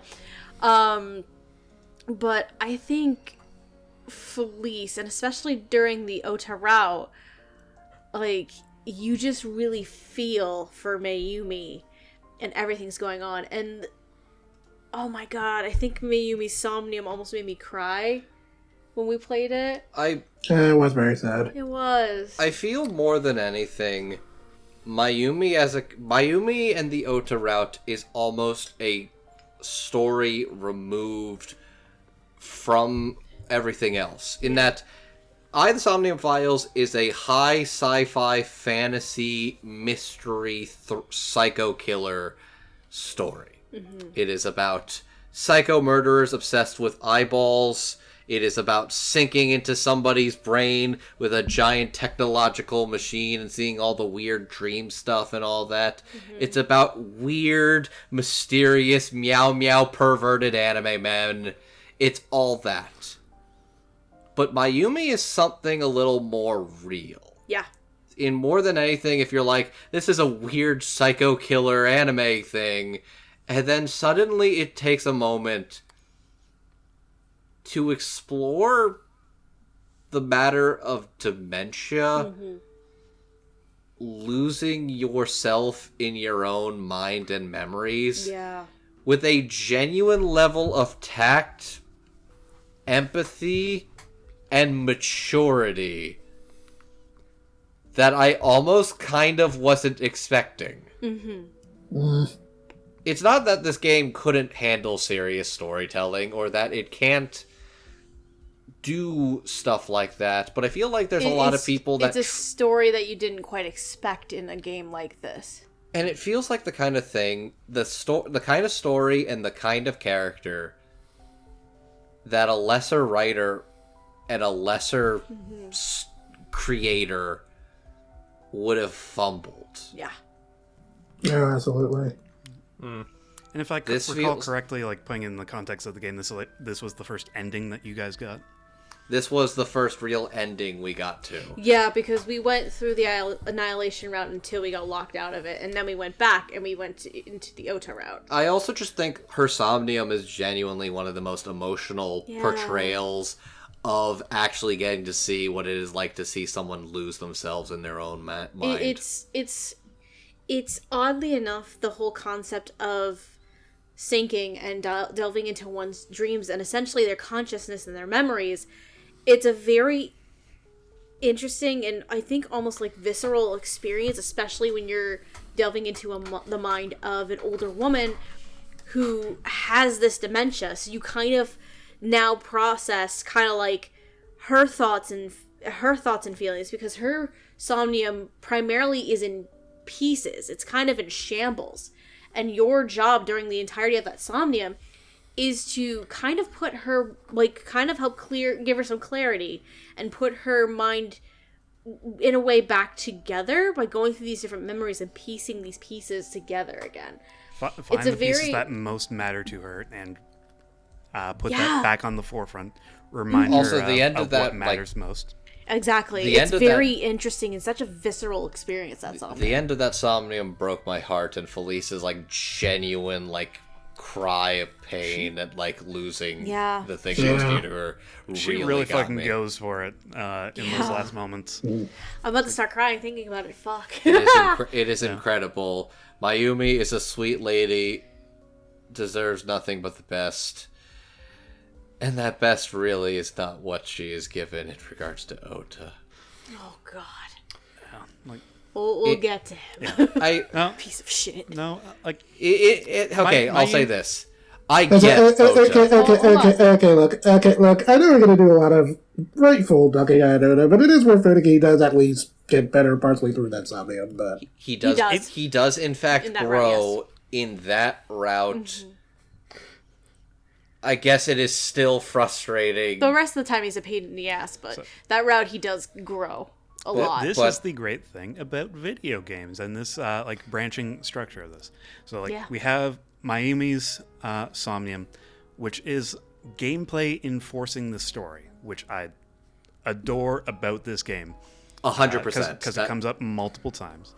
And some of these frustrations are like, hey, we have Mayumi here. This is the like heart of this. Once we know that we're not going to branch off anymore and we're just going straight shot to an ending, we can plant some more seeds and really hone in on one of these stories and make it hurt by the time you get to the end of that. Oh, that one hurt. That one hurt. And then you get to go back to one of these branching points and regress all of that character growth. And Ota's a piece of shit again. And you can hate on him with a free conscience.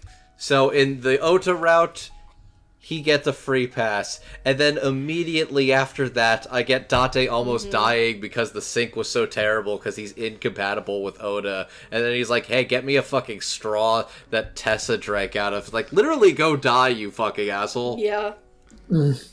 Like, like the title isn't a joke. This is it's a story about love and its many forms, and this is like I heard you laugh at that. It's true. This is a familial type of love. Yeah, this is this familiar. Mayumi was willing to go to fucking jail for her son. You can't buy that. No. Yeah. She was willing to go to jail, partially because she couldn't fucking remember what was going on, but she couldn't remember what she did. But point still stands. This is like a familial love, and you can kind of feel that. And kudos to also Ota and Zach Aguilar, which we're probably going to get to shortly too. Like the chemistry and the back and forth between Zach and Felice, especially during the last part of that Ota route, is just like, oh, my heart hurts for Mayumi. Nice lady. She's a good lady. I miss Felice Sampler. Yeah, I don't think we've mentioned that this is the late Felice sampler, sadly. Yeah. Yeah, this was Was this one of the Well, last? This was this was among one of the last things he did. I think. Yeah. I think she was active for at least a few more years before she finally passed. Yeah, like she was still active up until she passed. I think this one, like maybe one of the last like really notable things he did. Mm-hmm. Went out on top is all I can say. Like this is Yeah. some of her Damn best good work. role. Mm-hmm. So a good mom to another good mom. Is that where we want to go next? I guess. Do you want to talk about the fuckboy? No, let's talk about Hitomi. We want to talk about the fuck boy. Fuck that. We gotta talk about the other good mom. I do want to talk about the fuckboy, but like, I don't. Yes, we should, but let's ease back into the guy we're probably gonna make fun of a little bit. You know. That's fair. That's fair, because going from dementia to fuckboy is very much two ends of the spectrum here. Hitomi is great. And I feel like more than anything, going into this game, folks, this may surprise you, I'm quite familiar with a lot of anime, and I'm quite familiar with a lot of anime in English dubs. I mean, yes. Most everybody on this list I have heard in something before. Even a minor part, but I've at least have a passing familiarity with what their voice sounded like and some prior works. Some more than others, but still. Yeah, for me it's I think this was my first experience with a lot of this cast. I've gotten much more familiar with them since this game came out. Mm-hmm. But yeah, Dorah Fine was the one I had no point of reference to. She's one of the ones for me. She was somebody I didn't know anything about, their prior work, so this was a complete and total, alright, this is my first impressions of you, what you got. And what you got is heartbreak. Hitomi goes through it, man. I also need Especially once you learn the actual context, like what happened in the past with her and Renju, and Iris's birth mother. The heartbreak of being like, I would break her heart if she knew that I wasn't her real mother. It's like, you fucking fool.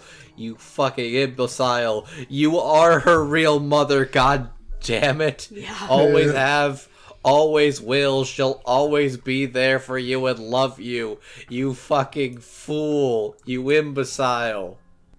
It's a love story, and one of those forms of love is found family. Oh my Yes. god. Oh my god. All it is. because of a crazy little serial killer named Saito Sajima. Are you sensing a bit? God, it is a bit. But no, legitimately, Dorah Fine has this very sweet tenderness to her in the way she kind of carries herself. Like, this is a sweet teacher that you can tell really cares for her kids and is doing her best. Yeah. Like, she's a very nice, sweet woman. I wouldn't say completely naive, but genuinely, like, well-meaning and sincere. But you see there's, like, a level of, like, darkness to her in seeing somebody kill somebody near and dear to her and having to... Like, she was basically somebody who... You know what I love about Hitomi in particular? Is that she was on the path to revenge. Yes. She was on the path to revenge, a path of solitude that was... It was one of anger, it was one of rage, and it was one of loneliness. Until, at some point, that rage was filled with genuine love. Did it for I. God damn it, Jackson! Fuck you. That's amazing. I really do love the way Dorah Fine kind of does the whole totally mother thing, and then, you know, she sounds like a little bit of a more kind of, I mean, like, not even necessarily dark side, but I guess more like, oh, you know, she's a little, you know, it's like, I guess he's a little more like the sly side than you might expect, like, or like even when she was eating Falco, she knew he was up to some stuff, but, you know, she still went along with him. Yeah. The first time she meets a man, literally makes out with her to keep her mouth shut, and instead of being, like, horrified, she's intrigued. Yes. I wonder where Iris gets it from. he may be Hitomi Sagan, he may be a red flag, but red's my favorite color. What it do, baby? What it do, baby? God damn it. Oh, shit. And genuinely, their relationship does seem genuinely sweet and stuff, but I really love how complicated Hitomi is, and Dorah does every bit of it. She's got the anguish and heartbreak, the love and nurturing side of her, the kind of sort of ditzy side of her too, in that she's in Date's apartment, and then it's like, Mizuki tells me how diligent you are in that you watch all these training videos of a female operative getting captured behind enemy lines. It's like, yeah, let's go with that. Let's go yes, yes, of course I do. Yep. Definitely not porn. Date's like, Date's whistling. It'd probably be remiss not to mention our friend, mutual friend Getter, when he's simping or shilling this game, he talks a lot about Dorothy Fine, and that it's his favorite performance in this dub. In particular, and I agree with this, for the scene where she's recounting her backstory and talking about raising Iris. Yeah. I genuinely think that is one of the best scenes in the game. Man, now I feel bad because when he says something, I thought this was going in a horny direction. Honestly, I don't know how to describe it. Like, Hitomi is just genuinely sweet. It's like... I love Hitomi. She's so sweet. She's a nice lady. Right. She cooks up this evil plan for revenge, but that gets put on the back burner because she's got to raise a kid, and she finds fulfillment in that. And it's like this duty that she has to her friend, and this love that she finds for her adoptive daughter. It is really quite beautiful. Like. One of the things that you can miss in the game is you have to look down in one of the scenes and you see the baby Iris in her arms, just like, and I didn't know that. These moments that can just hit you out of nowhere when in an interactive medium like that, which I really, really love. It's genuinely, Dorah is one of the biggest surprises of this whole cast, where it's like, I feel like most of them, I kind of had a good feeling of them. She really does a lot of incredible work as Hitomi, and it's great character, great story, genuinely touching. Mm-hmm. Yeah. Deserves all the accolades. I don't know if it would have been better, but there is a version of this story where Hitomi is like the main heroine and like romantic interest for Date. Mm-hmm. More so than she is already, where she's kind of off to the side, outside of her one route. I mean, for all intents and purposes, she sort of is in the grand scheme of things. She kind of still is, yes. I guess it's also just a general fact of I could take more horny Date jokes for her than some of the ones that the game gives with him and Iris. Mm-hmm. Okay,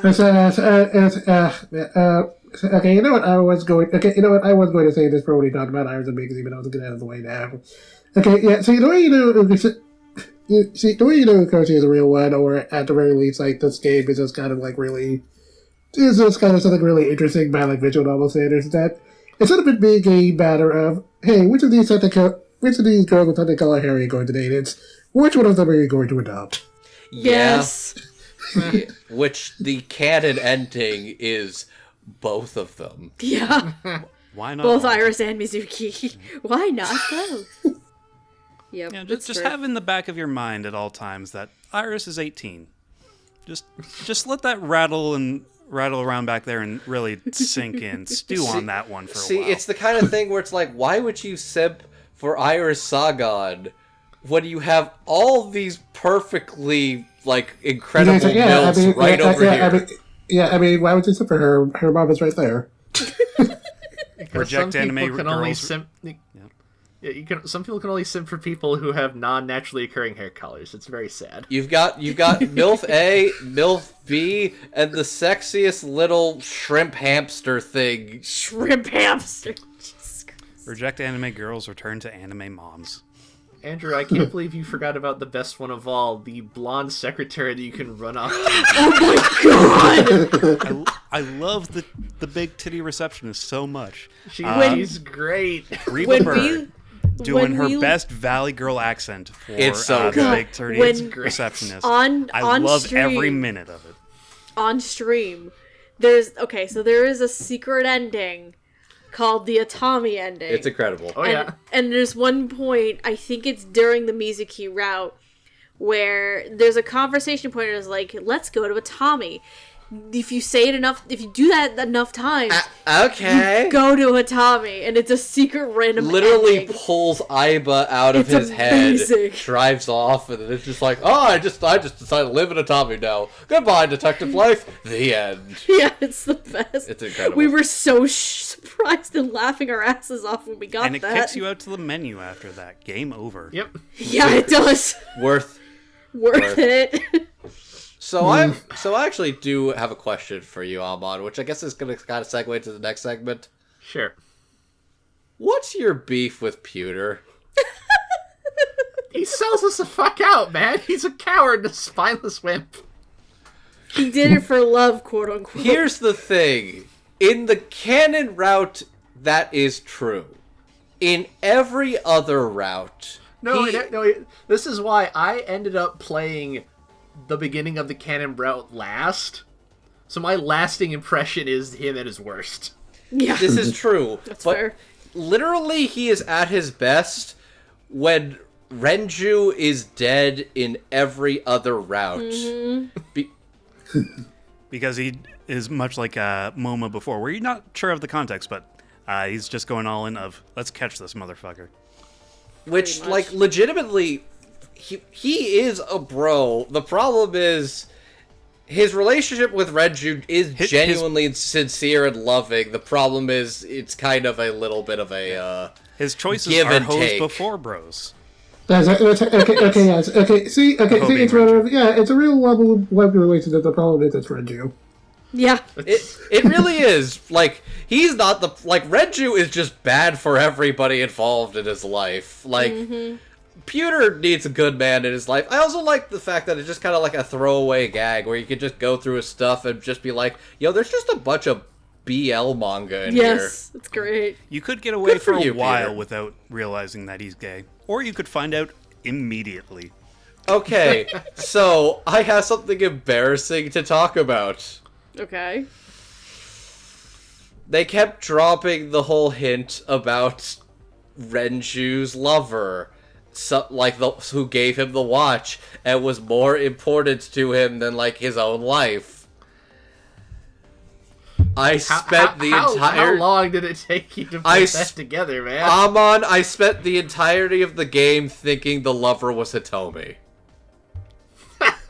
Yeah, he actually did. I spent the entirety of the I game did too, but hey. thinking it was Hitomi. Then they dropped his real name, and they're like, Pewter. I'm like, oh, fuck, I'm an idiot! It was funny, his reaction.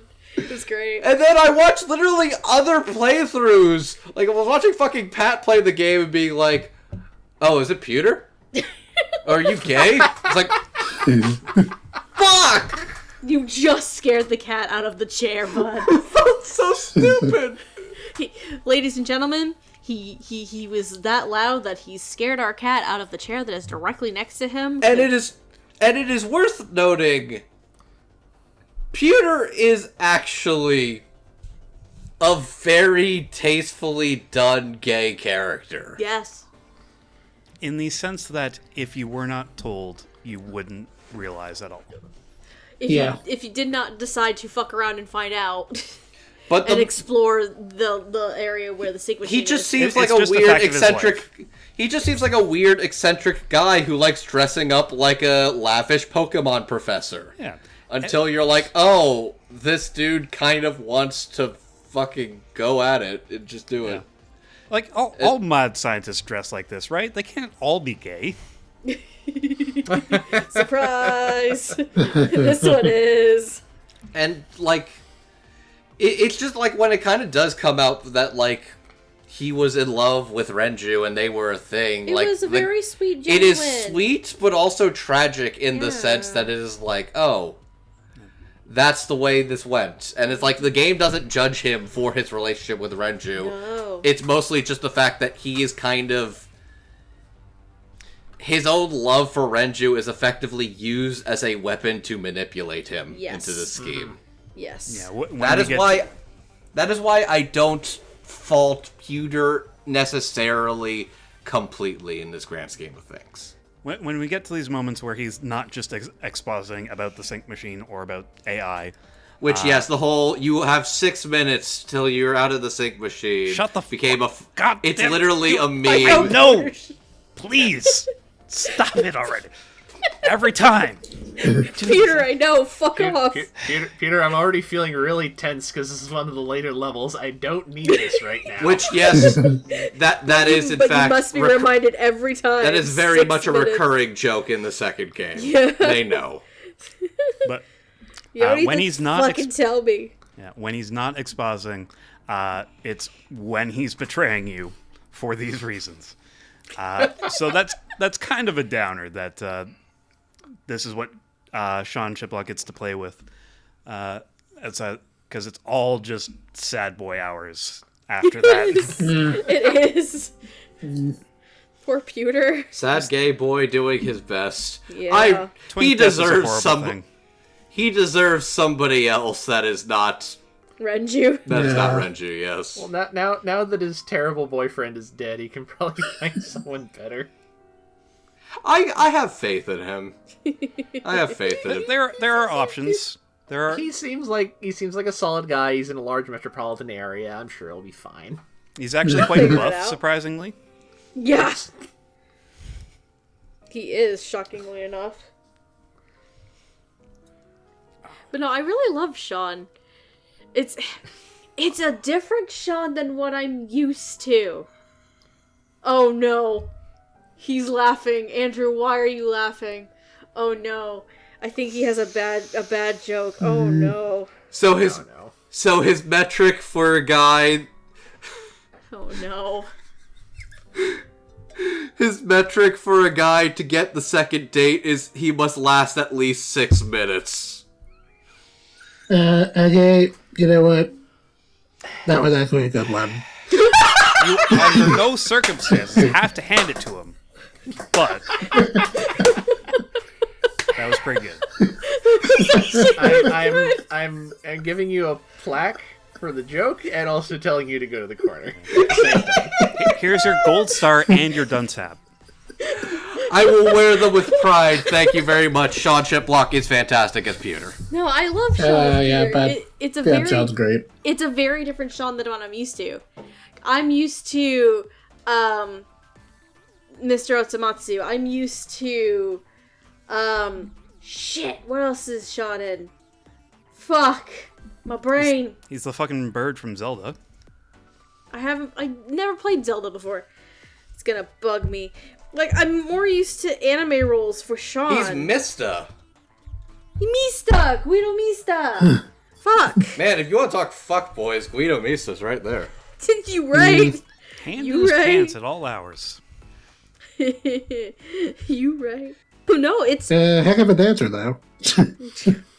no, you right. It's very different.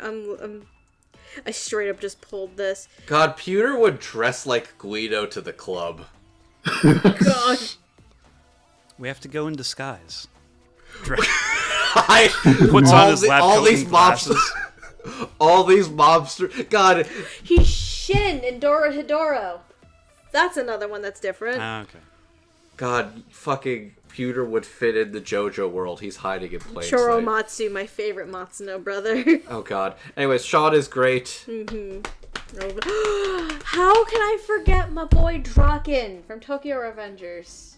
Yeah. Those are terrible. How dare I forget about my boy Draken? How dare Goddamn. you monster. It's really, I'm awful. Yeah, it's really because it actually is kind of.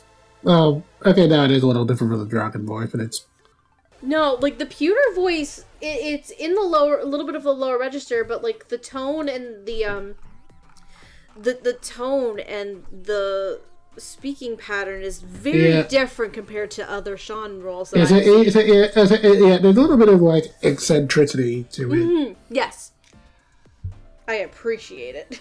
He really loves his analogies for explaining all this shit. Like, The egg and the shell and the yolk. Oh god, that Imagine is like an egg. legitimate.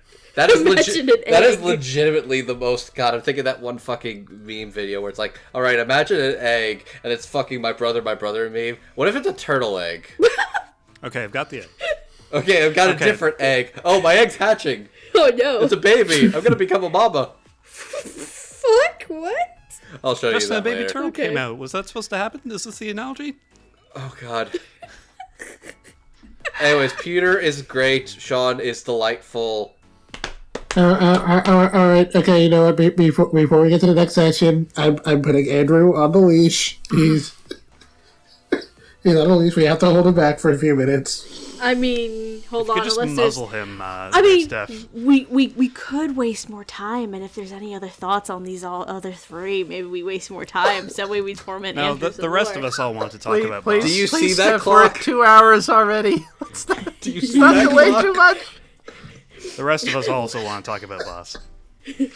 All right, I'll let the boys have fun. Jeez, I'm crying. Ah, God. Andrew Jesus is like Christ. biting my sweatshirt right now. He's just like, Jesus God damn Christ, it. Allegra Clark, she does it every time. Every single time. And she does it for the sapphics, so, you know, we all benefit. The best thing that got shared, well, in the lead up to this episode, we'd share memes around, and the best was absolutely the VTuber, I believe you, Jackson, shared this, who when first wins the boss was like, oh, this is my boss? Yeah. Oh no. And then I asked you, Jackson, is there a clip of her encountering the line? I can make it sexual. And then she just turns to a puddle. There absolutely was. That's the moment. That's the moment where Allegra Clark's turns from good to great. The I can make it sexual sexual line is like the most. They want you to melt. They want They do. you to fucking melt. They know what and this is about. feel small and like more confused and aroused than you've ever felt in your entire they're life. like, this boss, your boss, she hot, you want to fuck her. She's not only hot, she's a fucking weirdo. Yeah, it's great. Again, it's worth your time when you play this game to click every single thing in her office. And you go to her office multiple fucking times. It's different every time. It's great. If it were just that she was one giant sex joke all the time, it wouldn't work. She's a dork. That's the thing that I feel people understand. If she was always hot girl shit all the time, it wouldn't work, and it wouldn't always be hot, because then it feels like the game is trying to always make her hot. Mm-hmm. But then she's also a dork who has a fucking jack-o'-lanterns. Like, they always call the pumpkins Jack. What if his name was Bill? And she's laughing like it's so hilarious, and it's like, God, I just want to fucking jerk you. And then she has to stop Put for the a moment. mother Like, back on. Andrew, Stop for a dial moment, it it's back like- a bit here, bud. sorry, that was funnier in my head. Which is also just a great punchline to that as well. She is adorable. She is sweet, and also, She hot. Yeah. I genuinely think Allegra Clark might have one of the best performances in the entire game. She gets to be funny. She gets to be funny. She gets to be commanding when she needs to be. And also later in the game, she gets to be extremely terrifying, because I gotta say, like, out of all the moments, because Scare of all the roused. moments where Saito is possessing people, the moments where he's in boss are by far the scariest. It The word is. Yes. scare roused has never been more apt. I like.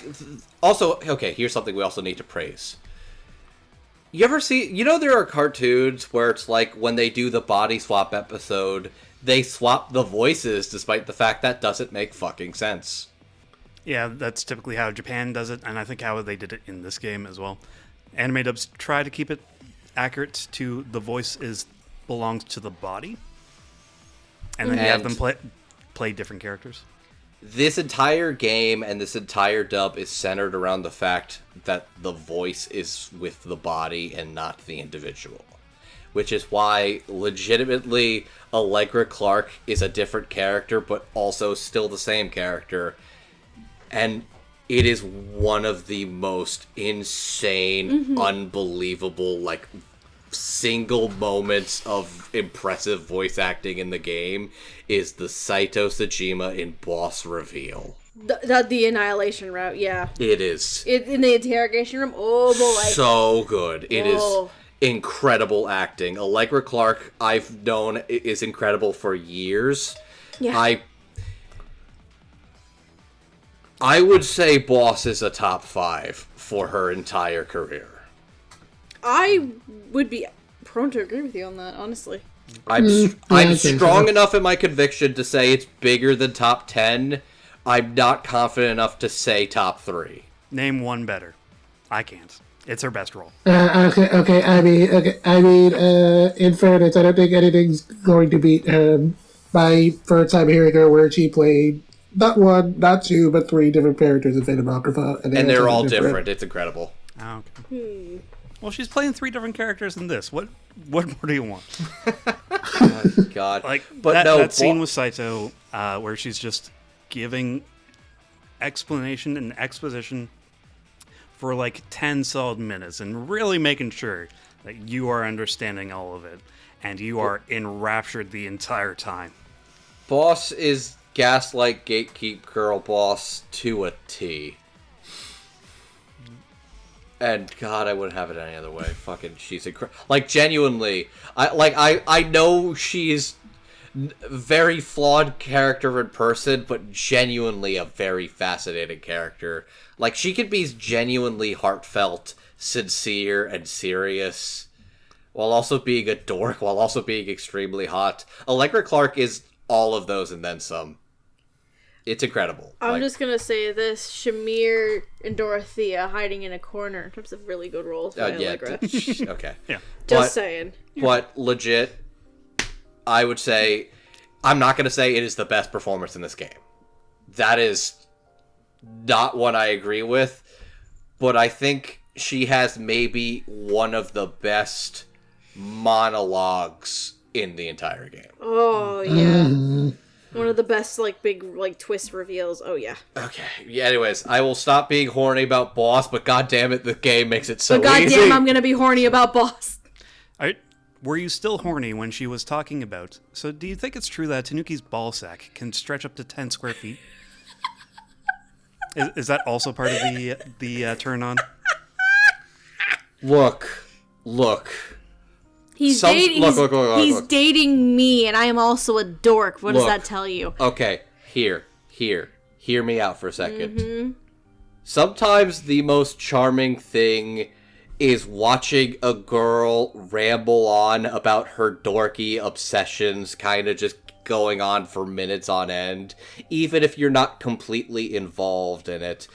You know you're really into it when it's not just like, she's droning about the shit I don't care about. It's like, oh my god, she looks adorable when she's kind of geeking out about all this stupid random stuff, about all this Broadway trivia and all that, and she keeps going on for minutes on end. And you can see the joy and the passion and the gleam in her eyes, and it's just like, oh man, what if I just shut her up right now with just a very big kiss right now? It's gonna be so good. I can picture the same horny comic in my head.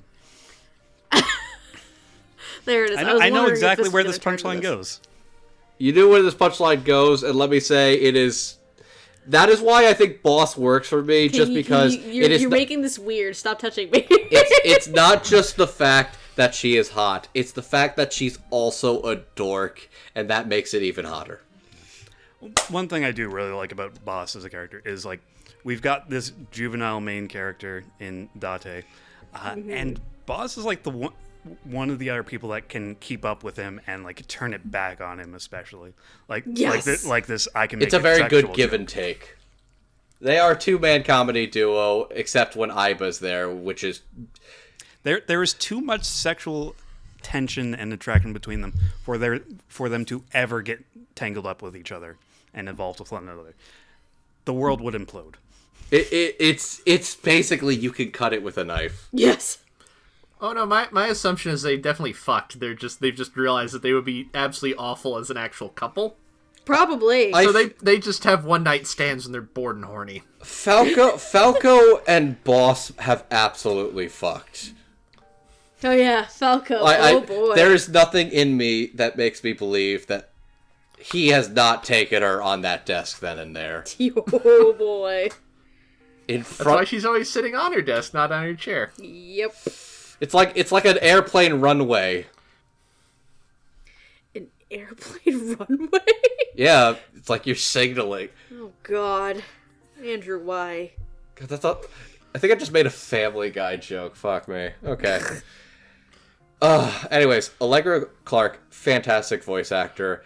Genuinely incredible as Shizue Kurunushi, aka Boss. So much to sink your teeth into. Genuinely incredible stuff. Anybody else have anything with Boss, or is this the Andrew gushing hour right now? I mean, I think I said what I want to do. She's great. Amazing. I One think of the best performances in the game. We've used up all our stamina. God fucking damn it, Andrew. Okay, now I'm done. I can make it sexual. I can make it sexual?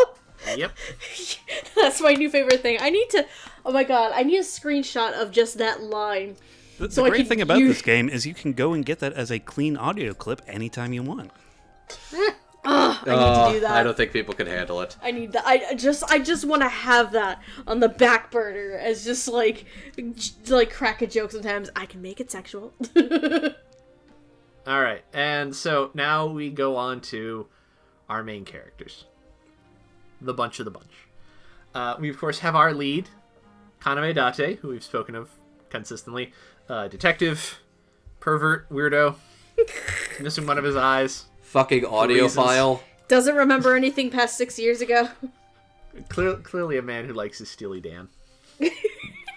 Obviously. I like how that's he gets- I like how that's the measure of how you figure out a person, how much he likes Steely Dan. Steely Dan albums are all immaculately produced, and they are great for testing out new high-end stereo equipment. He is an audiophile. true You are fact. right. He is an audiophile. You are true that's fact. true. This is absolutely a man who will drone on endlessly about how to get the correct bass out of your setup. It's terrible. Oh, I see it. Anyways. Yeah.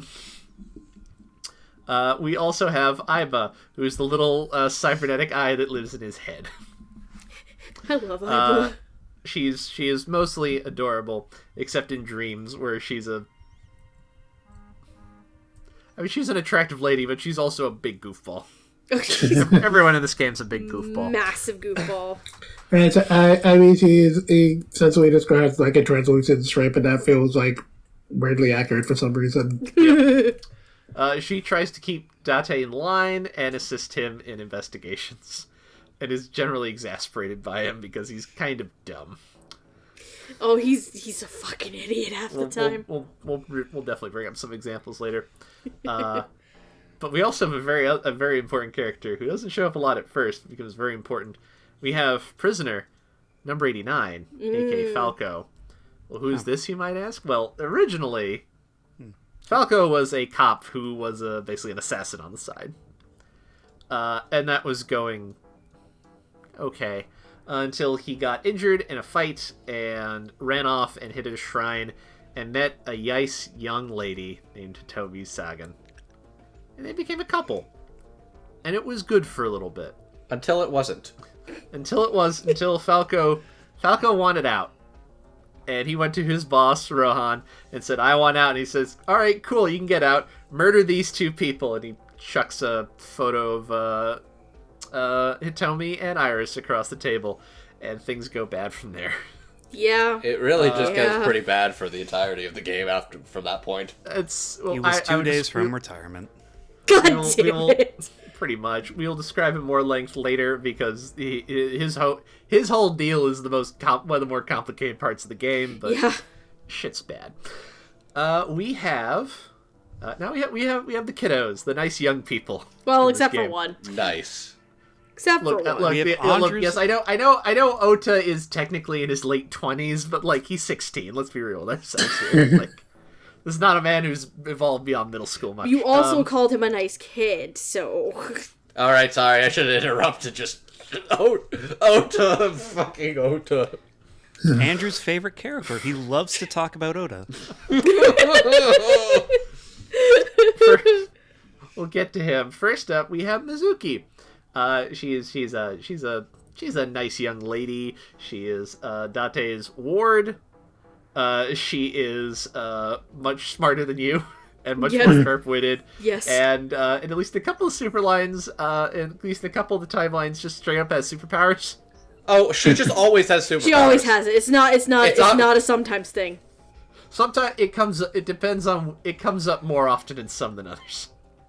That part's fair, yes. She can bench press all of you. Yeah. She just has a pipe that she carries around to wail on people with in case they cross her. Don't do it. And a very trendy yellow rain jacket. She's also having a hard time because the game opens with her having witnessed her mother's murder. You know, as you. Yeah, and it's amazing because, you can either hope, because, things can either get gradually better for her, or, you could go down the evaluation route where, like, you use everybody. Oh, man. And about in several of the routes she sees her father die. It's all very upsetting.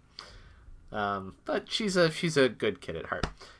We also have Iris, aka Aset. She is a amateur idol. She's peppy. She's spunky. She has a brain tumor. Yeah! She has a bad time. She has delusions because of the brain tumor. She has generic anime disease. She's one of the reasons why this game exists, kind of. Yep. A lot of the game ends up hinging on her general existence. Mm-hmm. It's a lot. Basically, save the VTuber, save the world. Kind of. Or shatter the VTuber's illusions so she can come to grips with her actual situation, as the case may be. And last but not least, or maybe least, depending, we have Ota Matsushita. You know that annoying weeb in your life? Yes. The one you just cannot Yes! stand? Yep. And his name is... Oda is that guy. Oh, That's Oda. he's 100% that guy. Oda is introduced defending Iris on Twitter from other Twitter accounts that he has set up solely to trash Iris, so you can also defend Iris on his main It is account. literally What's the term that was called? sock puppeting. Sock puppeting. It Thank is you. literally Sock puppeting. It is maybe the single most cringe thing in the Yeah. entire game, and that is how we are introduced to this character. I Yep. felt myself wanting to die. Yeah. He is horrendously embarrassing. It's kind of amazing. It's kind of amazing. Dear me. Who's playing these characters? Well, I'm glad you asked. Date is being played by Greg Chun. He plays Yagami in the Judgment games.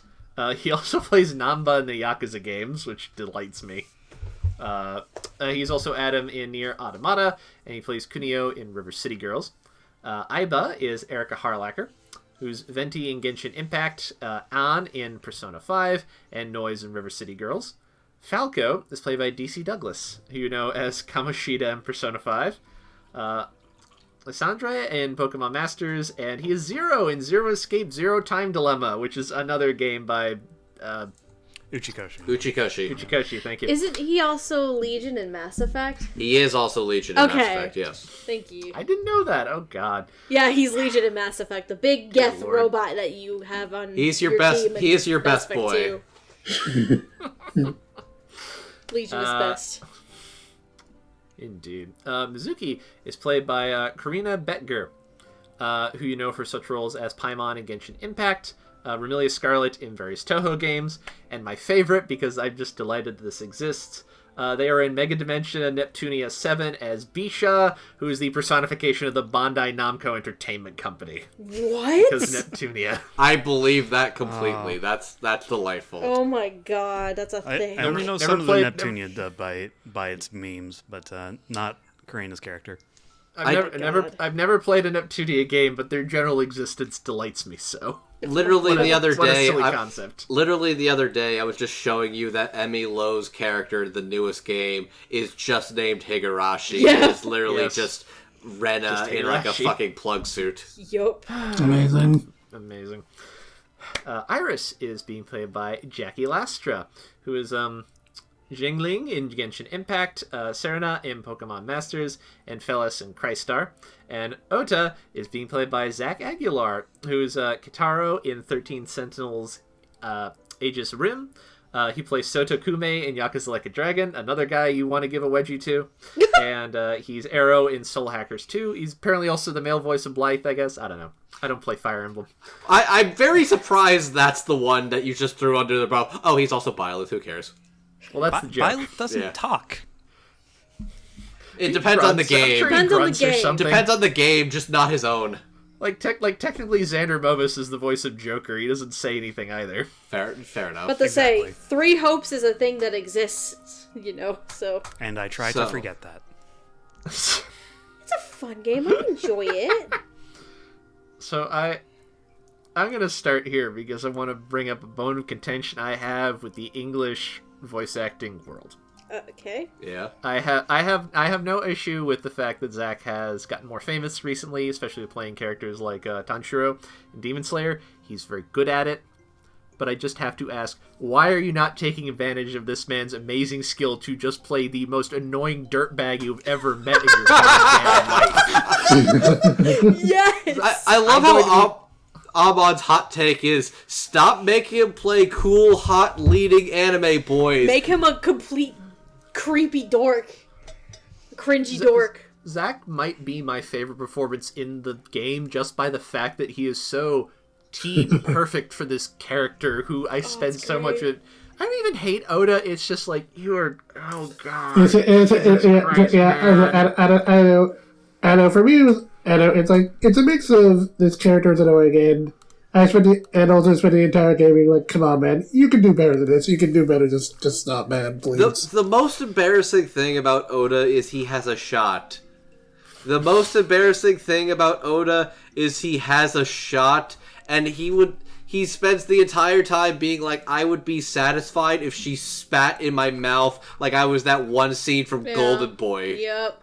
Like, motherfucker, you're there. You have a chance. You have an actual Don't make this human creepy, connection. You can have a mutual understanding and relationship. Stop playing it like this. You're so embarrassing. You're so fucking cringy. Oda hurts is because you know Ota.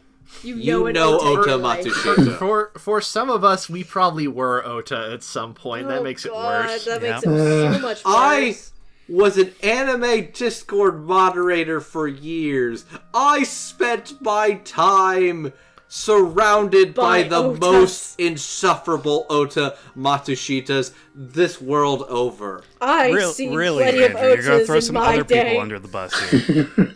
Yes. When you said yourself, you are the Discord mod trope.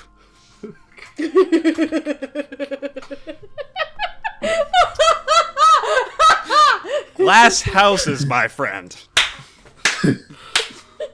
Wow. You've just been called Wow. out so bad, bud. Wow. Your ass is cold. What did I do to you? Everything. What did I apparently. fucking do to Oh, man. you, motherfucker? While Andrew recovers from that, I'm going to take a brief moment Ow. to pimp out the Oda Matsushita Twitter account. Yes. From the ARGs were mentioning earlier. It is a work of art. It's beautiful. When we finally hit the point where things like Twitter accounts are going to be entered into MoMA, it should be there right after they put drills in there. I have a little gallery of my favorites that I put together that I will probably post out. I'll probably put in the description or something. I'm gonna highlight. I'm gonna do a Sasala while he dies and mute. Hold on. I'm just gonna highlight maybe my favorite, which is October 2019. He tweets, "Well, that's just great. I was so distracted by the Somnium Files, and I completely forgot it's October. Objectively the best month because my favorite ecchi artists start utilizing pumpkins and broomsticks in the best possible way." And the next day, he quote retweets that with, Yesterday I posted something I shouldn't have. I'm not proud of it, but I made a mistake. In my excitement to describe my favorite ecchi artists, I completely neglected to mention thigh-high cat stockings. I apologize for this oversight and promise to do better in the future. That's fucking gold. So amazing. That's so perfect. I don't know who is writing It was these. magical. Who? I don't know either. I want to shake their hand. They're a genius. I want to meet this person. I think my other favorite Ota tweet is like, God, this fucking new Danganronpa game has all these girls in hot new bikini sprites, and everybody's talking about Nagito Komaina. Get the fuck out of here. Fuck you, no, Komaina's the best. And then the follow-up with the angry fish lady from the SpongeBob episode going, oh, so now the Danganronpa avatars are going to preach to us. It is the best it's ever been. Like, that is so on the nose and That's perfect. indistinguishable It's from beautiful. reality. Is Yes. what's happening here. I love it. It's it's funny because I think there is a description in game that by Mizuki earlier that I think this kind of describes Ota's character just perfectly. Where it's like, oh, he's gonna talk with social skills, which in a way is kind of scarier. Yeah. It's frightening. His use of social skills are so garbage. Oh my god. Ladies and gentlemen, he sock puppets on two Witar. You know how to talk to a woman and not, like, make it too Made weird, friends but with the big titty receptionist. you were friends with the big titty receptionist. My guy. The fuck? Quote, so does anyone else organize their collection by fetish, or is that just me? Why are you booing me? I'm a healthy adult with hobbies that need organization. Wait, is it an actual tweet? This guy. Yes. Oh my god, I love it. It is just hell like yeah. a fully realized character is what It's fascinates me incredible. about Ota Matsushita. So, That like the characterization is so strong that all of this like bonus material just fits. Ota Right is in with all of incredible. Okay, My- here's what I say. Ota's a frustrating character in that I know Ota, but for what this game is, he is in the exact role he needs to be, which is not the main character. Yes. Yeah. He needs to man. be- Can you imagine this game if he was the main character? Jesus. Oh, it'd fucking God, suck. It would be Is it- awful. Actually, I don't need to imagine what this game looked like if Ota was the main character. I've seen anime. Oh god. Yeah. There are anime that has an Ota Matsushita as the main character, and they're fucking awful. And those lead characters probably don't even have the like slight modicum of self-awareness that Oda is capable of. Yeah. Yeah. Yeah. Yeah, not to mention you have to. It takes much longer for any of those characters to get better, and some of them really do. I think it also works that Oda doesn't actually get the girl or anything really for doing good things. It's like at best he gets his life together, but that's kind of it. He On the one becomes hand, a never better punished. person. On the other hand, never rewarded. Yes. He gets exactly what he deserves, which is to be a better person and take care of his fucking sick mom. Yeah. Yeah. And also to stop having a 12-year-old reading your fucking light novels. I wanted to die! See, no, that is good because Mizuki is going to tear him apart, and that is the exact kind of criticism he's going to need if he's ever going to get better. Yeah, you point taken. Like he shouldn't be doing it, but if he's going to, this is the best scenario. Mizuki Okiura would literally just be like, do you understand how breasts work? Do you know how boobs go and how they flop around? That's not how physics works, It's like, my guy. and then he'd just be like, how do you know you're flat? And it's like, Bitch, you I wanna hang try out with me? the receptionist. She lets me touch him. Bitch, you want to... Andrew! Okay. Mizuki Okiura as a character. Do not act like she wouldn't at least be the littlest bit curious to be like, yo, can I touch your boobs? And she probably would.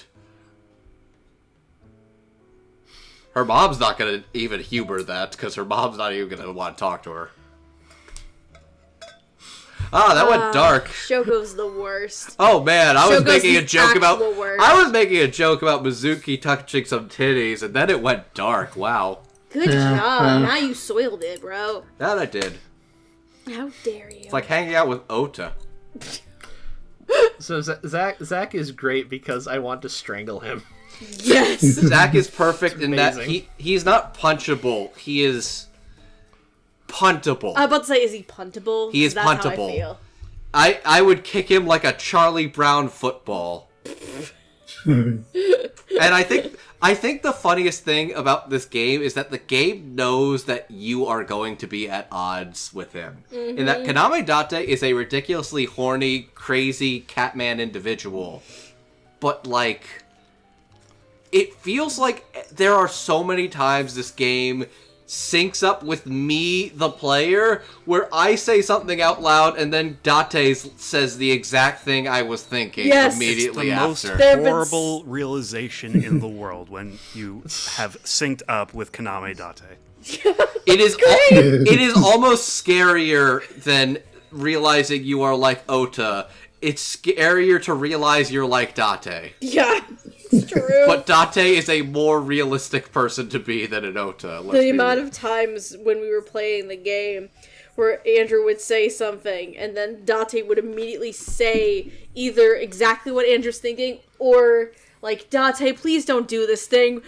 I want to touch some boobs. What did we just fucking say? My favorite thing was literally Patrick Boivin playing the game, of literally showing this exact thing in motion, where Mama makes a joke saying, I prefer my men ages 20 to 65, and then Pat says, that's a pretty wide range, and then Date says, that's a pretty wide range, and he just goes, yes! And that is the game.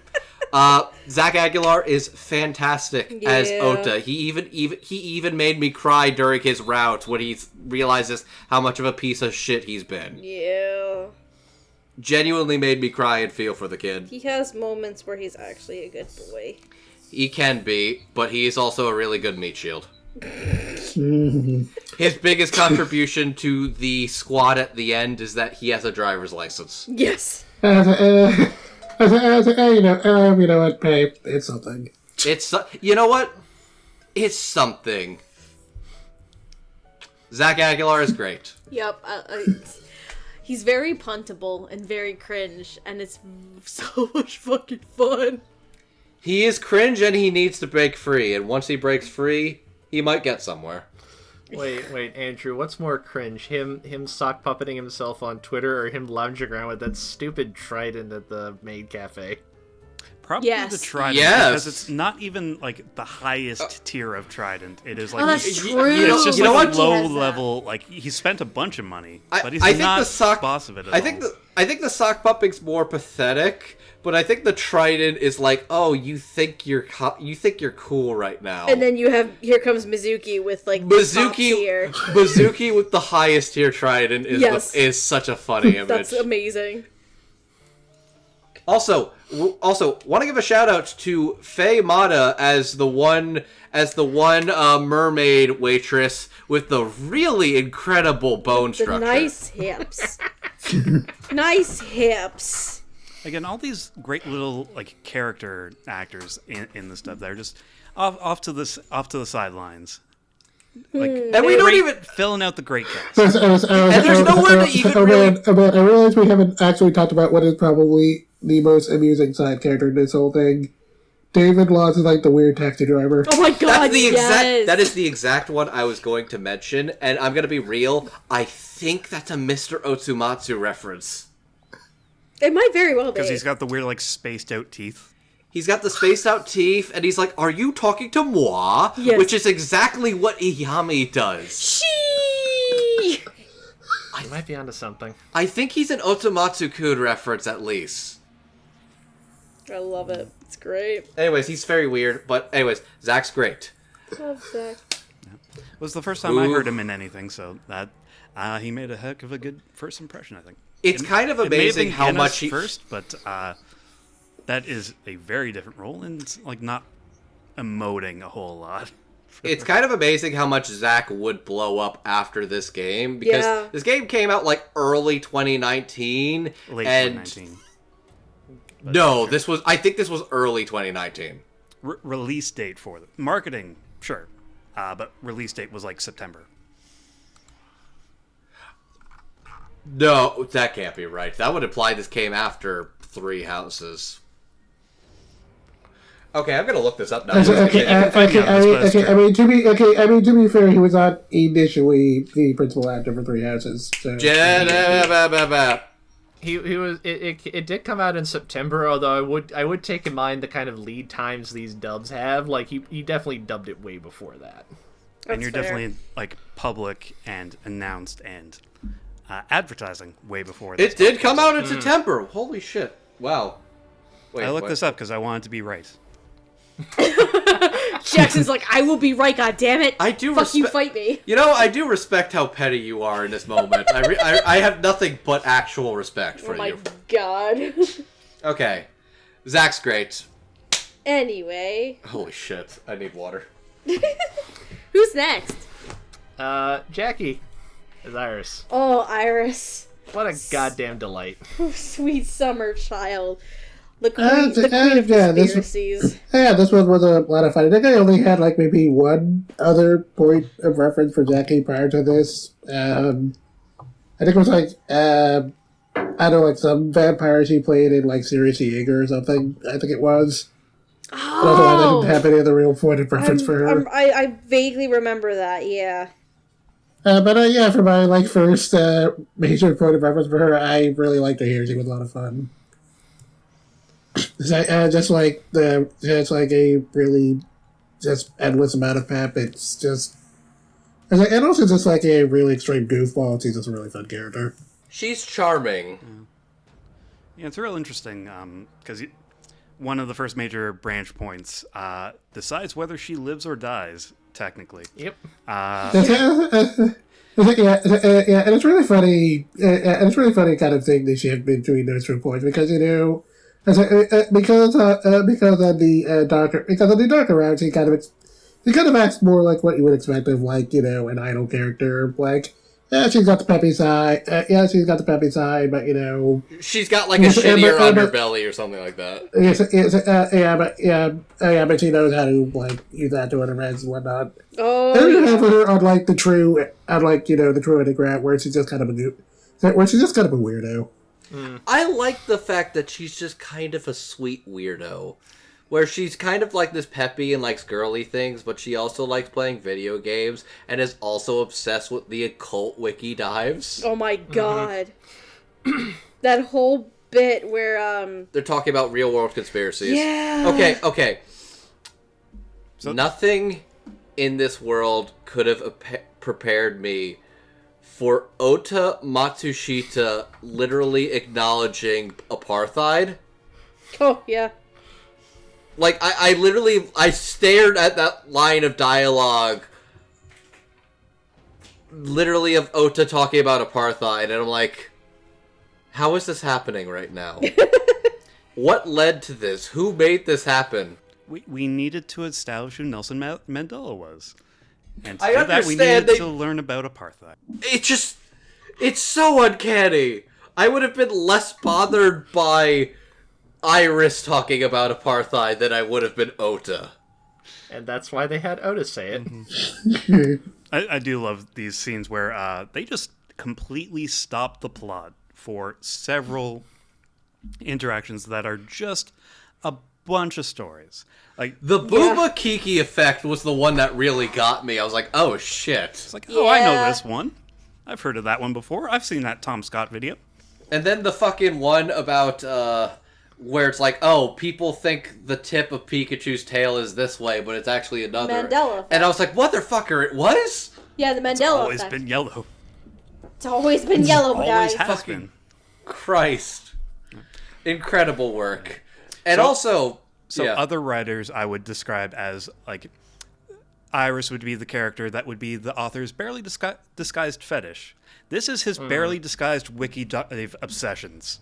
And and she is his mouthpiece to deliver all of it. And you're going to listen to all of it.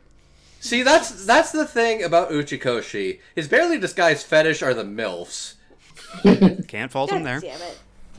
I can't fault him there. It's the kind of thing where it's like, people talk about him like he's like... They act like he isn't horny. The problem is he's horny and he respects human rights. That's why the worst people you know hate him. But no, you're right. It's basically Iris is his just perfect, ideal, wiki diving persona. How can I fool all of these people into listening to me about all this information useless information I've gathered? I will put it in my video game.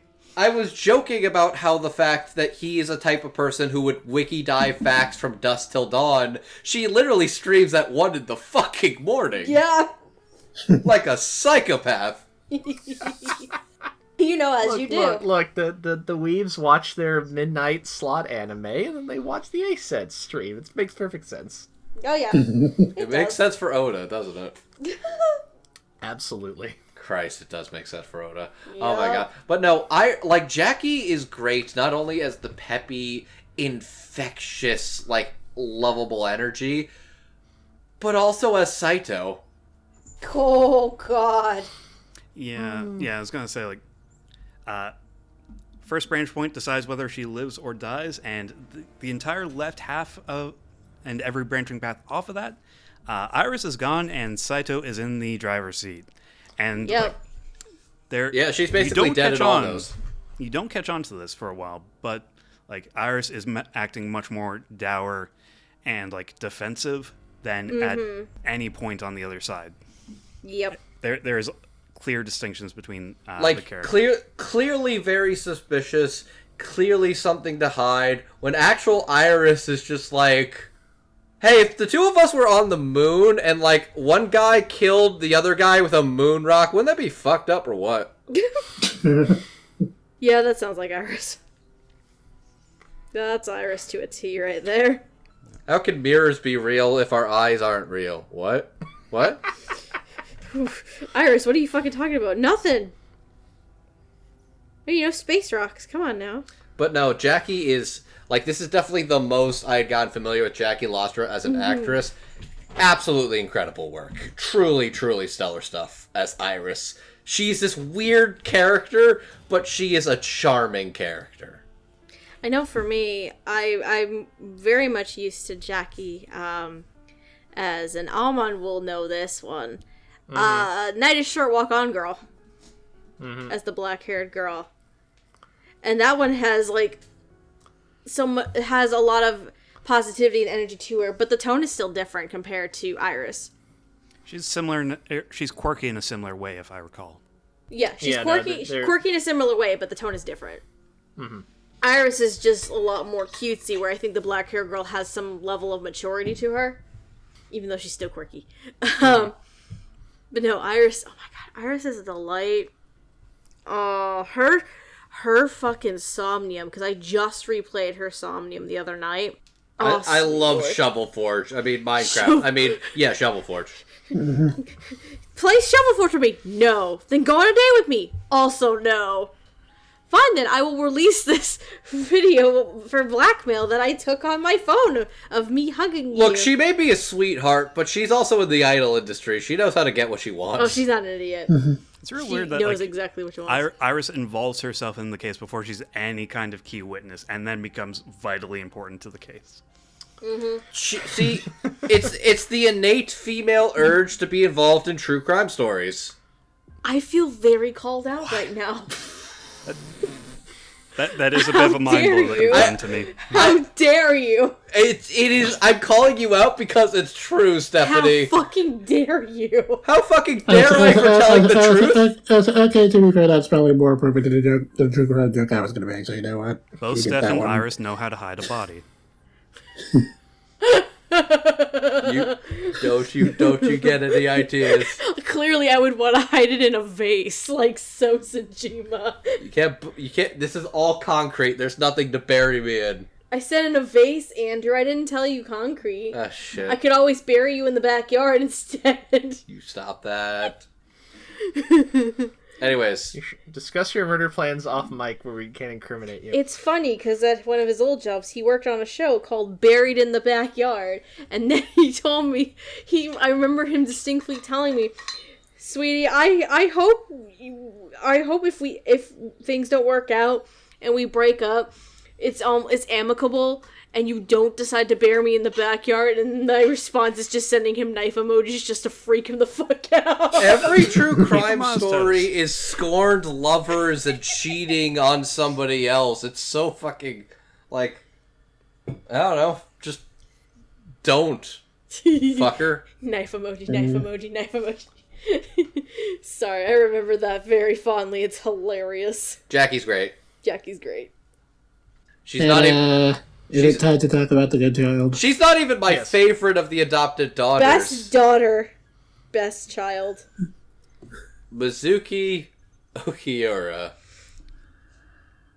See, this is my introduction to Corina Boettger.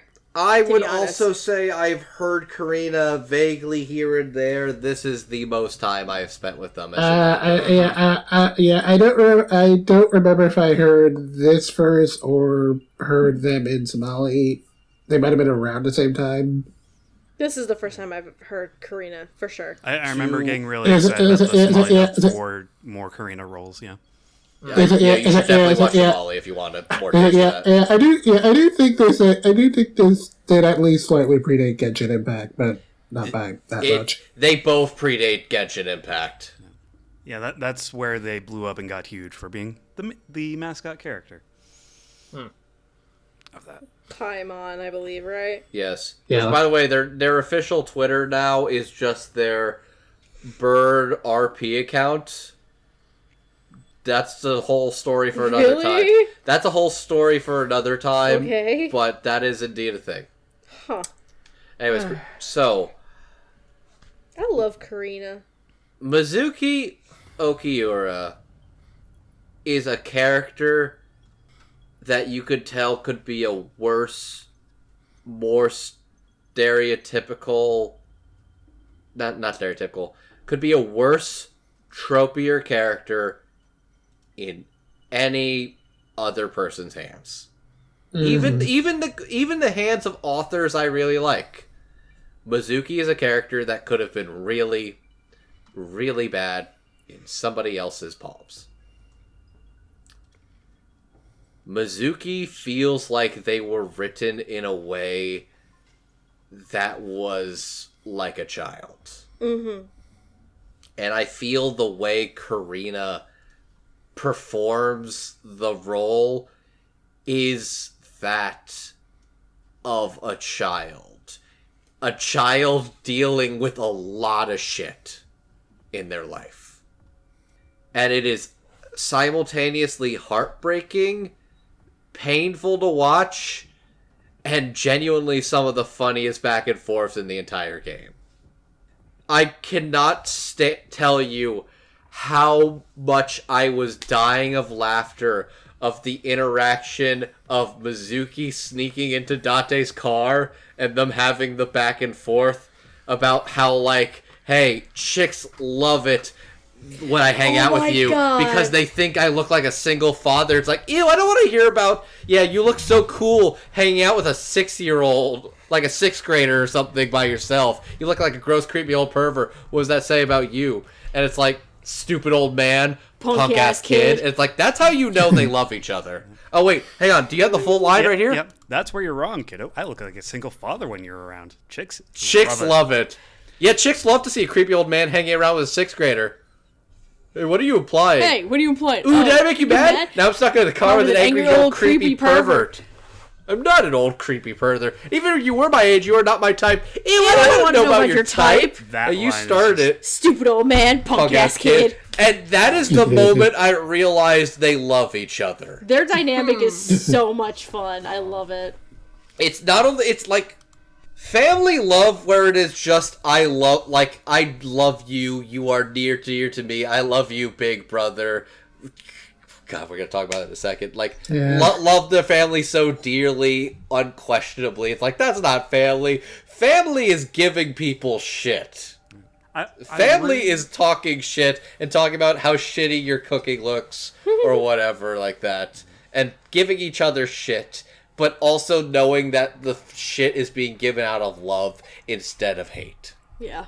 That actually does bring me to like one of the strongest parts of this game, and like one of the other forms of love is this found family that these two have. It's like as soon as you're on the track for the Mizuki route, one of the earliest scenes is like, how do people define family? And Mizuki gives her own explanation of like, family is doing perfectly ordinary things in an ordinary way, where you just feel comfortable like with the and at home, right? It's like you come home and say, I'm home, and you get a welcome back in return. And that's what family means to Mizuki. And it was something that she could never get with her birth parents, and why her relationship with Date is so important to her. With her, it's like that. The material of this is so fucking strong. I love the Mizuki's character and Mizuki's route. So there is a moment. I remember the moment. It's near the tail end of the Mizuki route, where they give you a bunch of fun prompts where it's like Date is effectively comatose because he nearly died trying to save her life. And it's basically all these fun little prompts or something where it's like one of them is like, hey, wake up. It's like, hey, wake up, big brother. You're going to be late for school. It's like, that's what you want to hear, right? You want me to call you big brother and talk to you all affectionate like that? Here, like all those animes you watch. I've seen all those animes you want. Wake up. Tell me I'm stupid. Tell me you have good taste in anime. And it's like a genuinely like funny little exchange. It's and then so funny and so sad too because he's not waking up. Like and then this the exact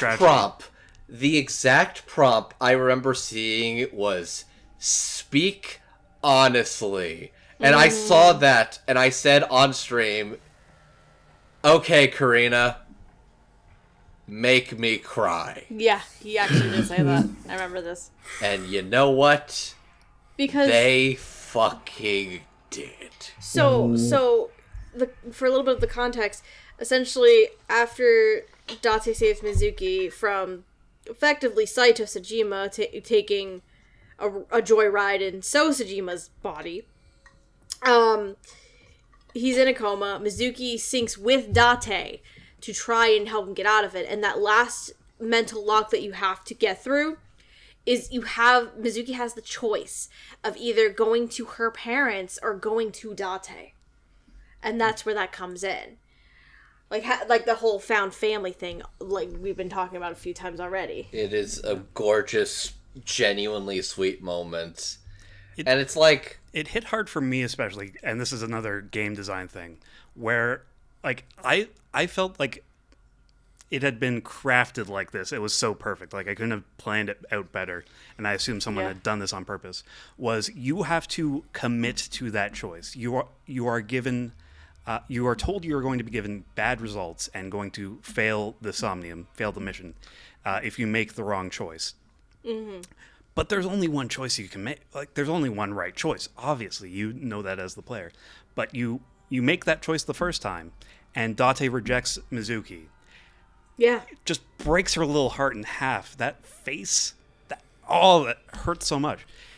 You do it again. He rejects her again a second time. And you're running out of time. You've taken huge penalties. You've got one chance left to do it. You commit a third time, and that's the one that finally sticks and gets through to Date. And that was like 999 seconds. So this is the commit choice. Yeah, it is the most extreme choice that you can make. It is the make or break moment of the mission. And the game you have makes like 2 seconds left otherwise. So put up or shut up, and it makes you commit to that, and like makes you an active participant in that choice. And these are the things I love about video games. Video games are so fucking good, man. And Corina as Mizuki's an incredible character, and Corina absolutely elevates Mizuki as a character. I want to adopt Mizuki. She is my daughter now. And she's all of our daughter. I think the thing I love is that you can tell there is a genuine back and forth to the banter, in that it feels like one is never being too mean to the other, because they have the dynamic of one teases the other, and the other can clap back. Mm-hmm. Where it's like, Mama scares Mizuki, and then she just goes, "Wah!" Dante's like, "Ha ha!" And then she's like, "Oh yeah? Was that so funny?" Yeah, because it's funny. I'm gonna reveal your browser history. Yes. Wait, no, I'm sorry. Please. 7 ways to take home a cabaret girl. No. 7 minutes with a married woman, 3 minutes with a cabaret girl. Stop. I'm sorry, okay? Mizuki does not play. Brings him to heel immediately. I think the funniest thing is that Mizuki knows some things, but doesn't understand all the things. She's a 6th grader. Yeah, she understands that he's a weirdo, but doesn't get it. Which also, like, hey, so what does cuckoldry mean? Oh, God. Which is husbandry videos. Husbandry videos. It was... That sent Andrew into orbit. That was great. God, that was so funny. I could not believe the game was like, Dante is watching is watching NTR on his fucking computer. It's incredible. Which, actually, if you want to talk about a genuinely sweet, funny moment of this is a child, where Iris, the waitress, Iris, the maid cafe, are having this cute moment where they're just repeating, "Yeah, let's blow those boys away! Yeah, blow those boys away!" And then Mizuki's like, "Yeah, blow those boys!" And they're like, Mizuki, sweetie, no. Mizuki, sweetie, no. You don't quite understand that." They're like, Mizuki, no. Bad phrasing. It's delightful. I have a genuine question for you, gentlemen, and Stephanie. Mm-hmm. Would you say Corina Boettger is the best performance in this dub? Getting to that. It's up there. I would say she is kind of dead even with Greg Jun. Oh, 100%. Greg For me- Jun is my other favorite performance. For me, 100%. she's got the strongest material and the strongest performance. I want to say it's not even close, but that is the a lie. problem. That it is me close. That is me making hyperbole. But part of me believes that. It's just, it is incredible. Like, if I have one gripe with this game, it's that I went down the Mizuki route first, and then everything else was not as strong as that material. Somehow I did also end up doing that one first. And somehow the Mizuki route, where everything's kind of wrapped up in a nice little bow, and I don't have to worry about all this case. Like, don't worry about those loose ends. Is not the good ending. What is this shit? I have to keep playing like, after how this? dare it do this? It's kind of fucked up that the best ending of the game is to ignore her. Yeah, no, the good true ending is the bad dad ending, and that upsets me. Okay. I mean, to be fair, you do eventually reconcile and end up adopting her anyway. But specifically, Hitomi is the one who kind of ends up helping her. To be fair, that was the case. Like, she's got some dad time. She gets plenty of dad time. Sometimes she needs a little motherly love too, which was what Hitomi gave her. No, yeah, Corina's fucking fantastic, and I love Mizuki, and they recognized how good Mizuki is because she got upgraded to main character status. Also, just cannot be understated that, like, Mizuki's written like a child, and Corina acts them like a child.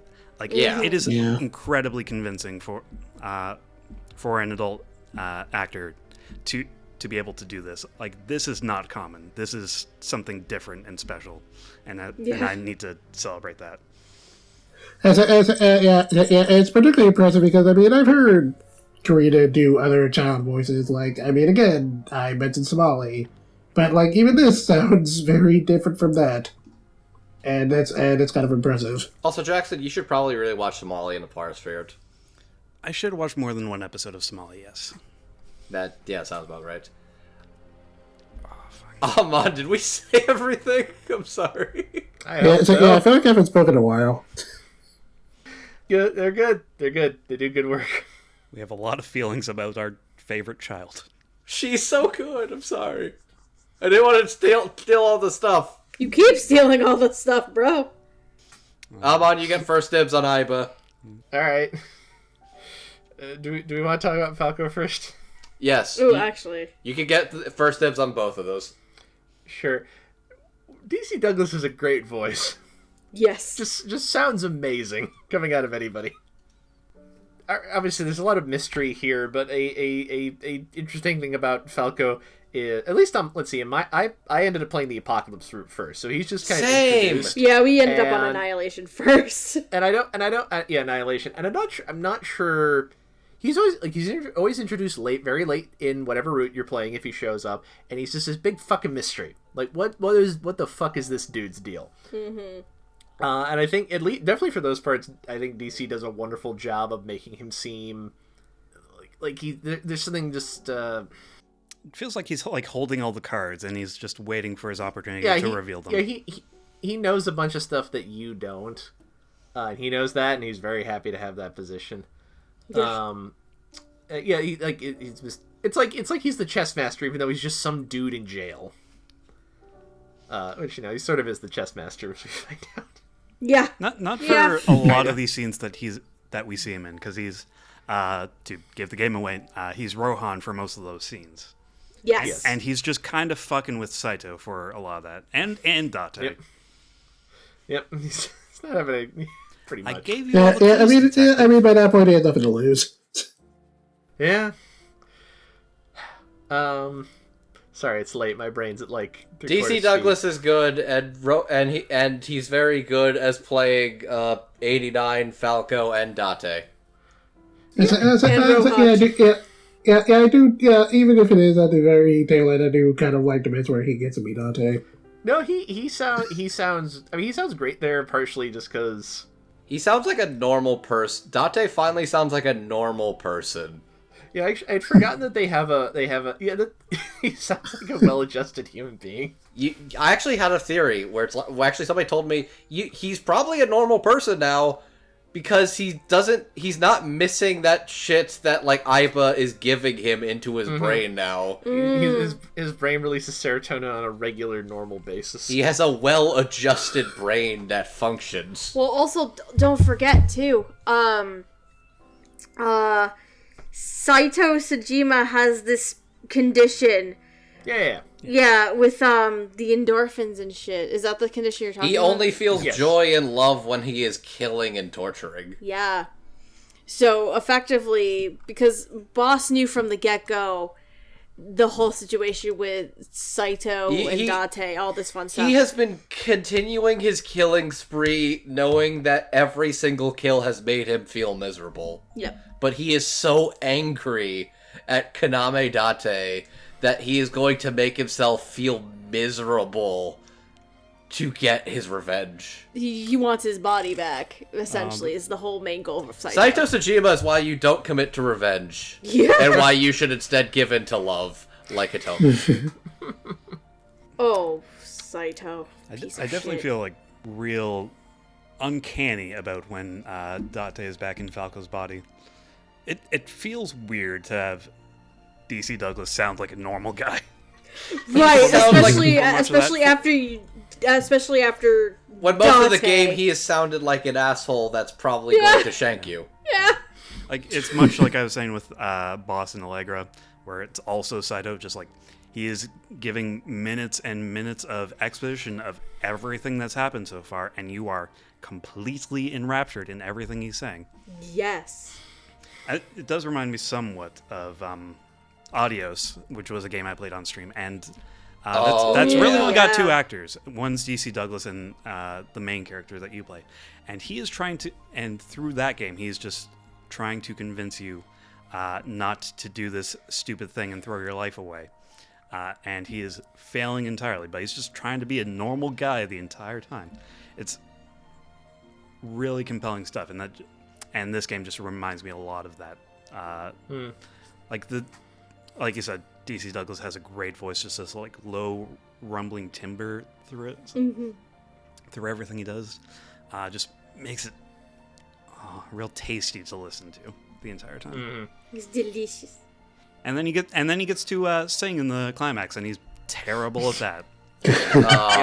That's yeah. this is not a vocal performance, but I do enjoy the beginning of that just because the expression they give his character model just makes it look like, so this is how I'm gonna go, having a stroke. Huh. Well, that's the only explanation for what I'm witnessing right now. I must be dying. Oh, man. No, DC Douglas is always such a delight to watch in anything, really. I mean, last night we were just watching more Welcome to Demon School Irma-kun, where he's Caligo, Professor Caligo. And it's just so fun just to see DC Douglas do silly things.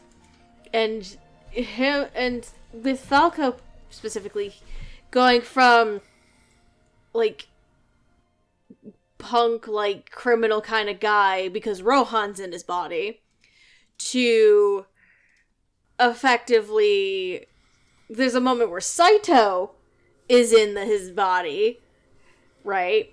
And then you get Date back in that body, and just seeing the shift in those characters, it goes back to the direction of, like, a lot of the performances, too. Like, seeing that shift, you can tell the different little tweaks and things for each of those different personalities and those different people who are inhabiting not only just Falco, but in general. But no, DC... It's very good. It's fun. Mm-hmm. I love it. Okay. It's great. Did you really just go to the bookshelf and grab that? I went to the bookshelf to grab that because we need to talk about... Aiba... And slapped it on the table. Literally just slapped Aiba on the table right now, Pretty much, he just did, yeah. I mean, I've got my Aiba fig as well, so who am I to talk? Aiba... Where do we start? You tell us. Do we start with the little hamster version of her? The best parts of this game is when she spots some insect and gets really excited about it. It is so cute. Oh my god. It is genuinely adorable. I would quote them, but it gets funnier when she uses the more complicated scientific names, and I'm not going to remember those. Oh my god. It's always funny when it happens. The simplest is just when she finds some ants and it's like, yay, yay, go ants! Go ants! But what makes it funny is just it continues to escalate. One of the things that gave me a lot of faith in the sequel is that one of the first things I saw about that is Erika Harlacher tweeting, "Yep, I read many more scientific bug names, and they were real hard to pronounce. I hope you enjoy." Yes. I was like, yeah, I really do like Aiba. He's such a fun character, and it's really... I don't see the way it really is kind of hard to describe what the exact appeal of the character is. Strange. She's your eyeball partner, your Aibo. And she is also playing two characters, essentially. Like, there's Hamster Mode IRL version, and there's Somnium version of Aiba, where Hamster version is much more, like, matter-of-fact and chiding to Date or just saying facts. But it's not, like, humorless at all. Or robotic. It's just a lot more business, I think. It is either business or I swear I'm going to smash your head through a computer. Yes! Like she's just as sassy, but she's delivering it in that same tone of voice of just like, I'm going to kill you. I think what makes this game work is that this entire game is basically built around the buddy cop duo. Yeah. And it's not just in Date and Aiba, it is Date in all of his other integral relationships, is having that somebody else to bounce off of in different interesting ways. But the core and the heart of most of this game is Date and Aiba being a team. Mm-hmm. And if their relationship didn't work, this game would not work. Mm-hmm. And I can say, without a doubt, not only does their relationship work, what makes it work is the endearing, multifaceted, emotional, funny, charming performances. Especially in regards to Erika Harlacher, or Erika Harlacher Stone at this point, as Aiba. Just a genuinely charming, endearing, strange character. but it's so hard not to like her. Absolutely infectious, charming energy. She's adorable. I love Iba. She could be a hot, translucent shrimp lady and also the most adorable little freaky ham the world has ever seen. What kind of flavor was the soup? Elephant. Excuse me? Elephant. And it just holds on that wide-eyed grin for It's just like, as long as you Elephant. want, really. yeah, really. The game is just so strange, and like so much of the strangeness is her and Date interacting and dicking around. Oh yeah, it's great. And it really is kind of amazing seeing the difference between like how she is in a Hanser form, where like again she's usually kind of snarking Dante constantly, and then in the Somnium where like she's usually at Dante's burst because you're doing something weird. Yeah, she gets real silly in those Somniums. This was, I think, something we were talking about. Is like you get rewarded a lot for just dicking around. Yes. And just great. go find whatever weird stuff you want. And also, every Somnium starts great. Because she has to have a weird bit that she's prepared when she goes into there. Either it's going to be like doing a Kamen Rider pose, or coming in like the Terminator, Or driving a fucking forklift. Fucking Sadly, forklift right into a building. Sadly, Iba is not forklift certified. No. Drifting all over the waterfront. Yeah, right on the dock. She was looking for sailors, okay? Jesus Christ. I mean, the Shenmue reference is a weird thing to include, but you know what? Sure. I respect somebody got that. Look, this game does a bunch of weird references. They actively made a reference to Yuri on Ice. Did you know that? I was going to was mention that? a different reference, but yeah. It's in Ota's Somnium, which is all anime references, where you have to like melt the ice, and the one I always picked is skate, and she goes arrows, and Dante's like Yuri Katsuki. Oh my god. What? I forgot about that one. I remember one from that same Somnium, which is, are you upset? I'm not upset. Are you upset? Yes, there's a I'm pop upset. team epic. Are you- There's so many I'm little not- of those. What? It's great. It's incredible. Its game is so funny. And also, genuinely broke my heart at the end when it's like the final countdown and the tell me a lie thing. Yep.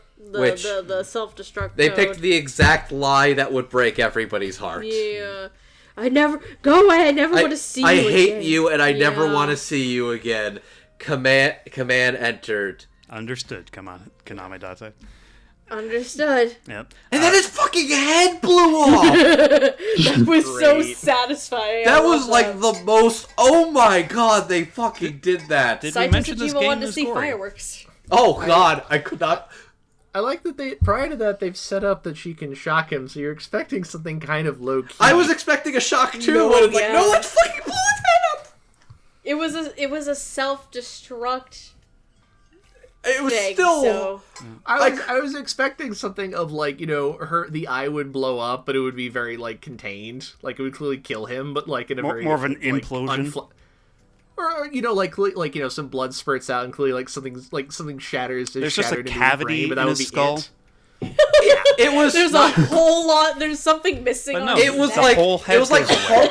It was like horror movie comedic snuff. It was incredible. It was amazing. I think we were dying of laughing when we played. I it. was in awe. I was like, holy shit. We were just started cracking up. It was great. It's a great game. Erika, fantastic actor. I love fantastic Erika's performer. Iba. And she, as incredible as she is as Iba, Yeah, the strongest part is 100% the dynamic between Iba and Date. specifically the dynamic of Erika Harlacher And bouncing Greg off of Greg Chun. of Greg Chun. Like it's amazing. Oh my god, I love Greg Chun. I love This- him as Date. So, there are some of these where I feel like you could probably have an argument or a fight about what an actor's best performance is. Or one of their best performances. Amon, I know you love those Yakuza games. I know those are probably also really good. Oh no, really this look. Look, yeah, I mean, yeah, I did. He's very good at Yagami, but Yagami's not quite my favorite protagonist. He's very good at Namba. Date's way better. Okay, so we're all in agreement. This is his career highlight. Yeah. I did actually very recently just finished playing Judgment, and he was really good at that. But yeah, Kaname Date, Greg June this is the best role of his fucking career. So just on the bare minimum level of the amount of stuff he has to work with, this is his best role. So in terms of Greg Chun, I only know him for a few things. I know he's in Megalobox as like one of the most tragic characters. Yes, I love him as Aragaki, I think it is. He's also, of course, Muzan Kubutsuji in Demon Slayer. I mean, Muzan, I mean, like, Michael Jackson anime form is fine, but he doesn't get much meanwhile, I have my much more embarrassing point of reference for my first role experience with Greg June outside of, like, the couple of characters he played in Hunter x Hunter. Alright. I was one of these, like, 12 people who wants to hear a best of. Oh my god. Yep. He's also... So sorry. I think he did Millennium Actress, as well. I believe so, too. As the man with the key. I'm just double checking to make sure. Okay. But this is my favorite Greg Chun performance. 100%. We can't, I was gonna say, we can't keep talking about all the other Greg Chun roles. No, this is my favorite. This is my fucking favorite. This is incredible work. It's very different than what I'm used to hearing from Greg Chun, and it works. Kaname Date is a fucking freak. I love him so much. Everybody calls him a pathetic baby girl and wants to fuck him. He is the best. It's amazing how, like, literally, like, so every time anyone tries to market this game to anyone, it's like, yeah, you should play this game for Kaname Date. Like, he's great, and you also want to push him down the stairs. Kaname Date, I fucking hate him. I fucking hate him. Affectionate. I'm not gonna say I fucking hate Kaname Date. I fucking love him. He's an idiot, but I love him. Kaname Date is the best and the worst, and he's also one of the most interesting characters I've ever seen in a visual novel as a protagonist. Yeah. Because he's a fucking smelly thirst trap. He is the smelliest thirst trap. Oh, shit. I did find it very amusing that via the blonde secretary they do confirm in game. Like, no, in universe, Date is very attractive. Like, that's not. Yeah. Like, he is. He's just a big weirdo. People think it's a downgrade when he goes back to Falco's body. Yeah. Just Kaname Date is pulling all the baddest bitches in the world by being goofy. How can you not? Look at him. He's got heterochromia. It's great. It's amazing. Amazing. He's got heterochromia, and, like, there are people, like, the same way, like, I am horny for Boss, I know people who are that level of feral, fuck me daddy horny for Kaname Date. Why did you pause? As someone of the female presenting gender, no. No. He is who people mean when they say, like, I've got great taste in terrible men. I would go and have drinks with this man, though. I would, like, hang out with Kaname Date, and he'd tell him much of an idiot he is sometimes. It cannot be understated how much comedy, how much drama, how much Greg Chun gets to work with. He gets to be the funniest weirdo in the world. He gets to be the most tragic hero in the world. And he gets to be the evilest motherfucker in the world all in the same game. When Saito gets his body back, fuck, man. Okay. That's upsetting. It's upsetting, and I almost couldn't take it seriously because some of his portraits as Date Saito, yes, he looks like Fred from Courage the Cowardly Dog. He's just going full, like, Joker smile the entire time. He looks like Fred. I saw his fucking smile, and all I could hear was la la la la la la. I will show you the most beautiful fireworks with a huge grin on his face, like, fucker, no. But it's so good. Oh, Date, you've been very naughty. Stop it. I'm waiting for somebody to acknowledge the courage bits. Okay, that was good, Andrew. I'll give you that one. Thank you. I know we're all dead tired, but fucking Christ. Greg Chun, unbelievable performance. Absolutely legendary performance. Incredible chemistry with literally every other character in this fucking game. Always funny, always a delight. Dante, there's a porno mag on the floor. Porno mag where? What's great about the Dante character is that Greg Chun and his porn. It's like the phrasing on that is just that's what gets him the most excited and the most distraught. When his porn is in danger, he is going full like somebody just died. A family member just died. He also just has lost someone precious. He also just has the funniest deliveries in the world where he's being petty or just like, Dante, throw the porno mag. No, like just genuine like brat. Yeah, he's a brat. That one line where he's just like complete whine. Like, no, I don't want to do it. You can't make me. I love that line. But it's this or Iris dies. Well, couldn't we find a third way? No, he's like seriously weighing those options. Yeah. Fucking Dante. And I love how he fucking knocks out the MPD and he's like, hey, let me look at this bag. Hey, this is a fucking cooking magazine. It's like you got baited by a cooking magazine, my guy. Yeah. But no, it just I'm so getting toward like to get off of the jokey parts of the character a little bit. Like Fair enough. What I love so much about Dante and Greg Chun is he like Mizuki's my favorite part of this game. I love how they interact and like Dante is on Mizuki's level the entire time. Like they are equals in their relationship. It's not it is parent and child because he does like care about her and is trying to be like a good guardian towards her. Yes. But it's not talking down to her ever. It's like making her understand and like playing fair and like being a steward and making sure that she stays safe. And I love he did. Yeah, go ahead. No, go ahead because I suspect we might be going the same direction. I was going to start going into. I love that he has this kind of.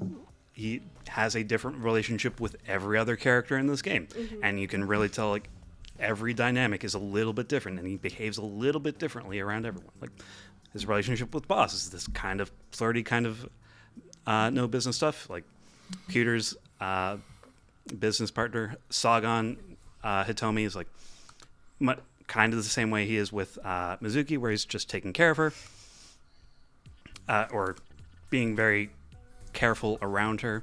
Iris is trying to be this protective, I guess, bodyguard for much of that game, or like trying to understand what's going on with Iris for much of it.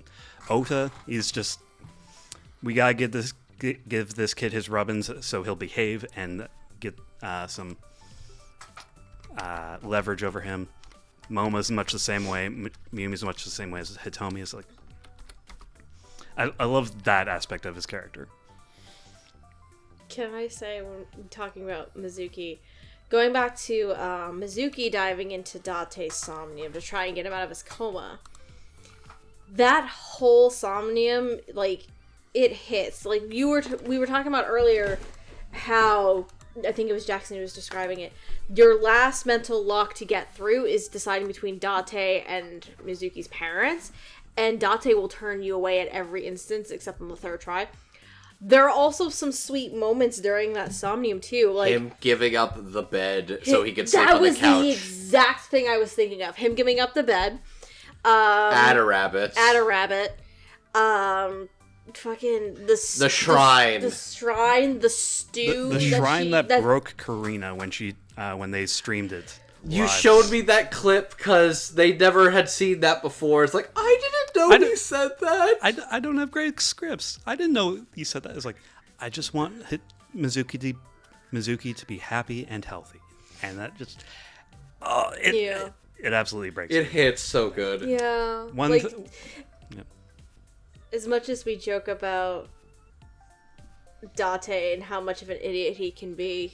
Like, He's incredible. He's a fantastic leading character. he is genuinely probably one of my favorite video game protagonists, honestly. And I will refer to myself, I guess, not as a filthy casual when it comes to video games. I'm at least a casual, right? So I've been playing more video games more and more lately, obviously. I like myself insert high school protagonist every now and then, but when that's your every other meal, you're eventually gonna get fucking sick of them. No, Date is an incredible video game protagonist, and Greg Chun is so phenomenal, man. Sometimes I you will can take just my follow 30 a story with a defined protagonist with personality. With his own personalities, eccentricities, and weird quirks, who's also a 30-year-old pathetic like cat boy man. There's a lot of rubbers under this cage. Don't say it like that! Just the best at being the worst, and Greg Chun is the best at being Kaname Date. I wish your boobs were as big as that balloon. Oh my god, we've talked this long about the Somnium Files. Amon, do you have anything else to say on Date? I find it very funny that because his character's body's head exploded, the final sing-along does not have Greg Chun, who is probably one of the better singers in the cast. That amuses me personally. I lament That's that amazing. immensely, that Greg Chun never gets to sing in the finale. I realize the people here on Played Yakuza are going to get this, but he's the guy who gets to sing Baka Meitai. Oh my god! Yakuza 7, and it's beautiful. Oh god! Helped by the fact that none of the other people who have the karaoke bits can sing. He's like the only one with... Kaiji Tang's a lovely man. I don't know if he can actually sing, but at least when he's playing Ichiban, he's pretty bad. Greg Chun sounds amazing. It's wonderful. Also, Greg Chun's a good singer. They couldn't have buried it in like the game files somewhere for us to find. I found out because the trailer capped off with it. I'm sure you can dig around in there if you get it on Steam or something. I'm sure it's there. God, I wonder if you could, like... If you had a cameo, could you request him singing Invincible Rainbow Arrow? Probably. I bet it's like, what's that? I didn't have to learn this song. I don't know how it goes. Sorry, man. Alright, either way. Good times. What a guy. Big fan of Greg? He's great. He's delightful. Him bellowing porno mag is one of the great moments in video games. Porno mag! Exactly. Yeah, he's great. This is I would say this is definitely the best thing I've heard him in. It's great. He's great here. Do we have any final thoughts before we get on to our final thoughts? Our final thoughts for our final thoughts is, dude, why did you listen to all of this if you haven't already played the fucking game? If not, go fucking play the game. Or watch somebody play the fucking Pretty much. game. If we have totally spoiled this game for you, I am sorry. That's your fault, not ours. About to say, don't apologize. We told them numerous times that this game is going to be spoiled for them. But lucky It's for their own you, fault. you've got some options. There is a sequel, Nirvana Initiative, or you can play one of the other Zero Escape games. They're also great. People love them. They're also fully voice acted, so you could play 999 or Virtue's Last Reward. That I'm gonna be real. The reason we streamed that game is because it was fully voiced. Because as much as fun as like visual novels are to play, having to voice act a visual novel that is mostly unspoken, Because didn't we do Angels of Death like right before we did the first Somnium Files? which we were able to do, but that was work. Yeah. That was work. It was nuts. And Andrew voiced Zack. So... Like, there's a reason Patrick kind of stopped doing Danganronpa, is that he was doing all the voices himself for like a stream or two. Yeah. Yeah, there was a moment where I was thinking of doing like Great Ace Attorney, but it's like, that would be a lot. It's so much voice acting. It's so tiring. That's why having a fully voice acted game to stream was such a godsend, and getting to experience that on Twitch was one of the most fun I've had streaming like since. I love that. Yeah. It was such a positive experience. I really like streaming Somnium Files with people. Yeah. I was really had a lot of fun streaming that with you. Aww, gay. This was a great game. This was a great experience. I have so much thoughts about it, and it's still think about it to this day. I'm gonna go look up memes about the Somnium Files and laugh myself to sleep tonight. The meme community for this game is varied and immense and delightful. Do you know how much joy I can get about that one picture of Mizuki with a thumbs up with Aiba on her shoulder? It's so good. It's such a goofy picture. It's great. I will say this: the game is so much fun. The cast and direction on it phenomenal. I'm just sad I didn't really get to play it when we were playing it on stream. Hence why I've been playing it myself. Mostly prepare for this because it had been a hot minute since we played the first game. I've seen like but 4... no, no, go ahead. It's a lot of fun. It's a great video game, and it is a great story. The gameplay is a lot of fun and intriguing, and it just all of the elements are just come together nicely. And the voice cast and the dub for this game is phenomenal. Yeah, please, if you have not played the game, go and play the game. It's so much fun. Yeah, I have watched 4, 5 Let's Plays of this game, and some of these moments still hit just as hard every time. Mm-hmm. It is absolutely wonderful. I love this as a game. I think it's got some great moments of brilliant game design cooked into it. Jackson, I will ask you to send me your favorite VTuber Let's Plays of the Somnium Files. I know Allegra Pandora did one, but I don't know the rest. I think that's the main one. I don't know if Pat counts. Or no, Hiragi U, that's the one. Yeah. Oh yeah, Hiragi. Yes, I've been watching some of their stuff for Nirvana Initiative. So yeah. Okay, so Elira, Hiragi U, and Pat Stares At, my favorite VTubers on the internet. That's a category. That's a combo. Yeah, you got it right His there. VTuber rig would just be an angry, tiny red Muppet. Probably. It's funny because Wally does have a VTuber rig. One with tits, in fact. Uh-huh. Oh god, it's too tired. We're going off the rails. Yes, you are. Boys, shut the fuck up so Amon and Jet can talk. Yeah, I love this. No, I don't. All really. the characters are beautifully realized that we can have such beautiful, wonderful memes that feel exactly in character. And it takes something special to accomplish that. So this one's an all-timer. Yeah, I don't have too much more to add. It was a really fun game, really cool little visual novel. I'm glad I decided to check it out, and the dub is really fantastic. A lot of performances here are really great. It was a good introduction to actors like Corina Boettger and Jackie Lastra. It's just a really good time, and again, that's really big career highlight for Greg June. So yeah, I'm all around. It's a really good time.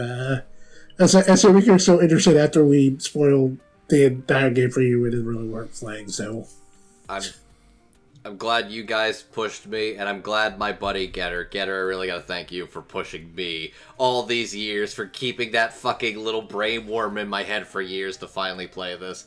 And I gotta thank you, Amon. I like this game. I didn't even think about trying to do this as an episode. And then here comes Amon hey, you guys want to talk about the Somnium Files? I'm gonna be honest. I didn't even consider it because I didn't have the balls, because I knew it was going to be a beefy endeavor. And looking at our recording, it is a beefy endeavor. Well, I have an advantage that you don't, which is that I'm stupid. I'm not gonna disagree. Jax is I don't disagree, but... Amon, I love you so fucking much. Thank you for doing this, you stupid motherfucker. You are anyway, free. Amon, how much do you love this game? I love this game because unlike there are clearly some weird things that Uchikoshi is into that he will explain to you, but you also, if you play this on a system that has achievements, you'll get an achievement for having all the encounters you can have with this man of the fake urban legend of the same name, and he doesn't bother fucking explain what that is. That's just an Easter egg for weirdos like him who already know about this failed attempt at guerrilla marketing a movie. Oh my god, I love that. That was for a movie? The movie came out and no one has ever seen it because it is... Who gives a shit? Like, this man is way more interesting than whatever stupid movie they were making. That's amazing. Anyways, if you would like to play this game, you can do it on any major console. It's on PC, it's on Switch, it's on PlayStation, it's on Xbox. It routinely goes on sale. If it is at full price right now, literally, just keep an eye on it, wait a couple of weeks, it'll go on sale for like $8. It's very easy to get. Go play it. If you'd like to hear more of us, we're the Dub Talk Podcast. You can find us on YouTube and Podbean and various socials. We'll be on Twitter until that collapses. We're sort of back on Tumblr and Instagram, I want to say. We're working on it. We're working Twitter on it. Implodes. Yes, no, I don't We're remember. we're prepping the lifeboats. Yes, in case that just goes kaput. So there's that. We also have our Twitch stream, which is what Dub Talk Podcast on Twitch, I believe. Mm-hmm. Yes! Where we stream regularly. I stream, Jackson streams, Steph and Andrew stream, Jed, I believe you stream occasionally, yes? Yeah, but I haven't. Yeah, but I kind of took a break at the moment. I don't know when I'm gonna be back with that. That's fair. So we all stream, so you go check that out. Let's see. We also have a Patreon where you can give money to help support us make this program, which is very kind of you. And if you give us certain levels, we will shout you on the stream, on the episode, such as thank you to our $5 patrons: Megan's mom and dad, Michelle Travis, Julia W., Nico Robin, but with Yowie hands, and Victor Mabaroda. And thank you to our $10 patrons: Anthony Brown, Carly Lesticow, Crimson Echidna, Jacob Wilson, Jared Hawkins, Marissa Lenti, and Otaku Anthony. Thank you. You're all lovely people. Friends, where can we all find you on the internet?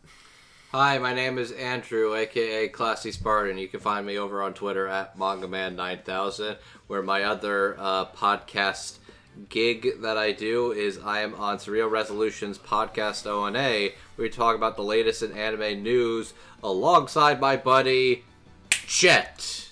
Yeah, that would be me. So, yeah, I'm Chet.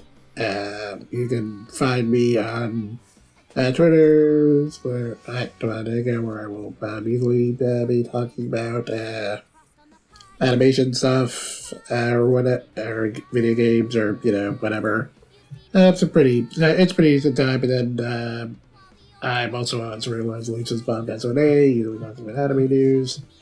And then aside from stuff, I occasionally write some stuff for anime news network, so I guess you can check that out. And you also did a piece for the Anime Feminist too, right? Or Anti-Feminist. That just came out today. I got to do a little discussion about you got to kick the Localization hornet's being nest and talk about ghost. ghost stories. That was great. Great read. Thank you. I'm Steph, where can we find you? Oh, me? Okay. I'm about to say, is it me or you, Jackson? So my name is Stephanie. Sometimes I'm also known as Lilac on the internets. You can follow me on Twitter at Lilac Anime Review, review being spelled R-E-V-U-E. I have a blog that's likely dead right now.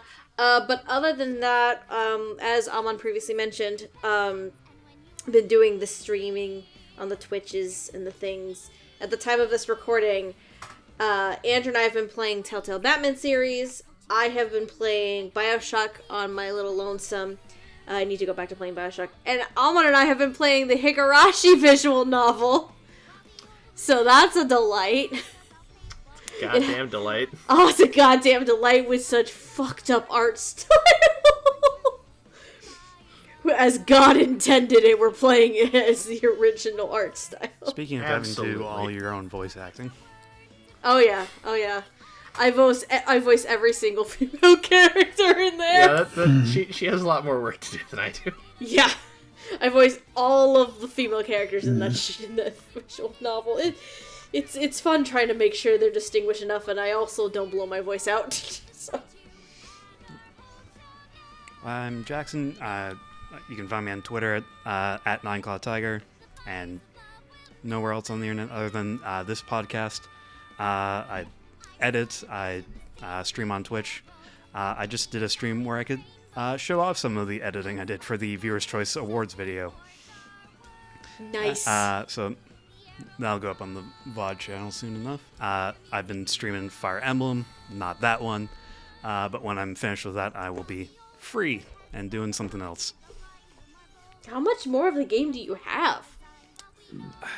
I'm going to say like I'm 80% through. Oh, wow, okay. Nice. Because you've been at that one for a while.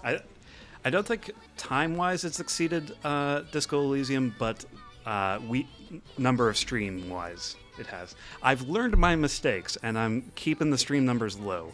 And going No into, more No more 5 5-hour stream. and going until like I 10 p.m. at the max. We got close with Somnium Files. There was We did that There once were or some twice. 4.5-hour ones where we were like losing our fucking minds. Yep. We made that mistake before, so we understand.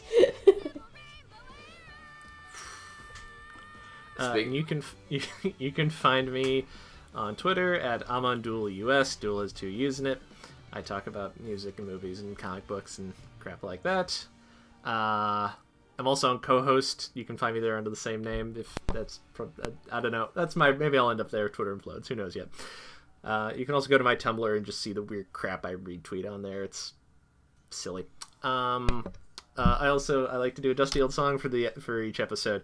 Sometimes I have to think really hard to pick something. I did not have to do this with this one. My Dusty Old Oh, Song I'm very for this, curious to what you got here. My Dusty Old Song for this episode is Dream Police by Cheap Trick. Whoa! Yeah. Nice. What else am I gonna pick? Fair enough. Fair enough. Guess what, Amon? Yeah? You can now go and play Nirvana Initiative. Yes, fucking do it. Fucking do it. I need to see your reactions. Nirvana Eventually. Initiative is a delight. Do it, fucker. Look, I purchased the game. It's merely a matter of finding time. That doesn't mean anything. Buying video games doesn't mean you're gonna fucking play them. I've had games on my Switch and my computer I haven't touched in years. Oh my Yeah, but I God. want to play it. That's different. Oh, speaking of, there's a Humble Bundle I need to gift out to people. Oh, is that the one with the horny shit? I can neither confirm nor deny. Jackson, is it horny? It's I like will 16 bucks. neither- Who wants one? If you're not Did you fast say enough, you're getting it. 16? I thought you said 16 That's what bucks. it sounded like you said. Did I stutter? Oh, my brain is breaking. We are. Oh, it is almost 12:30 at night for us right We- now. It is time to go to bed. We need to have our own weird ass dreams and have a sexy shrimp lady maybe do weird shit. Oh no, I think I know which bundle you're looking at, dude. Oh Christ! I was promised stew. Let's go eat stew. I'm gonna have some elephant. Let's eat some elephant. I like this idea. Let's go. Elephant. Good night, everybody. Thank you for joining. Have a good night. Bye. Thank you for listening. Thank you for listening. Rock over Boston, rock on Chicago. Good night. Night. While they all lose their way and forget about faith. While the rain turns to ice, their hearts lock like a vice. But we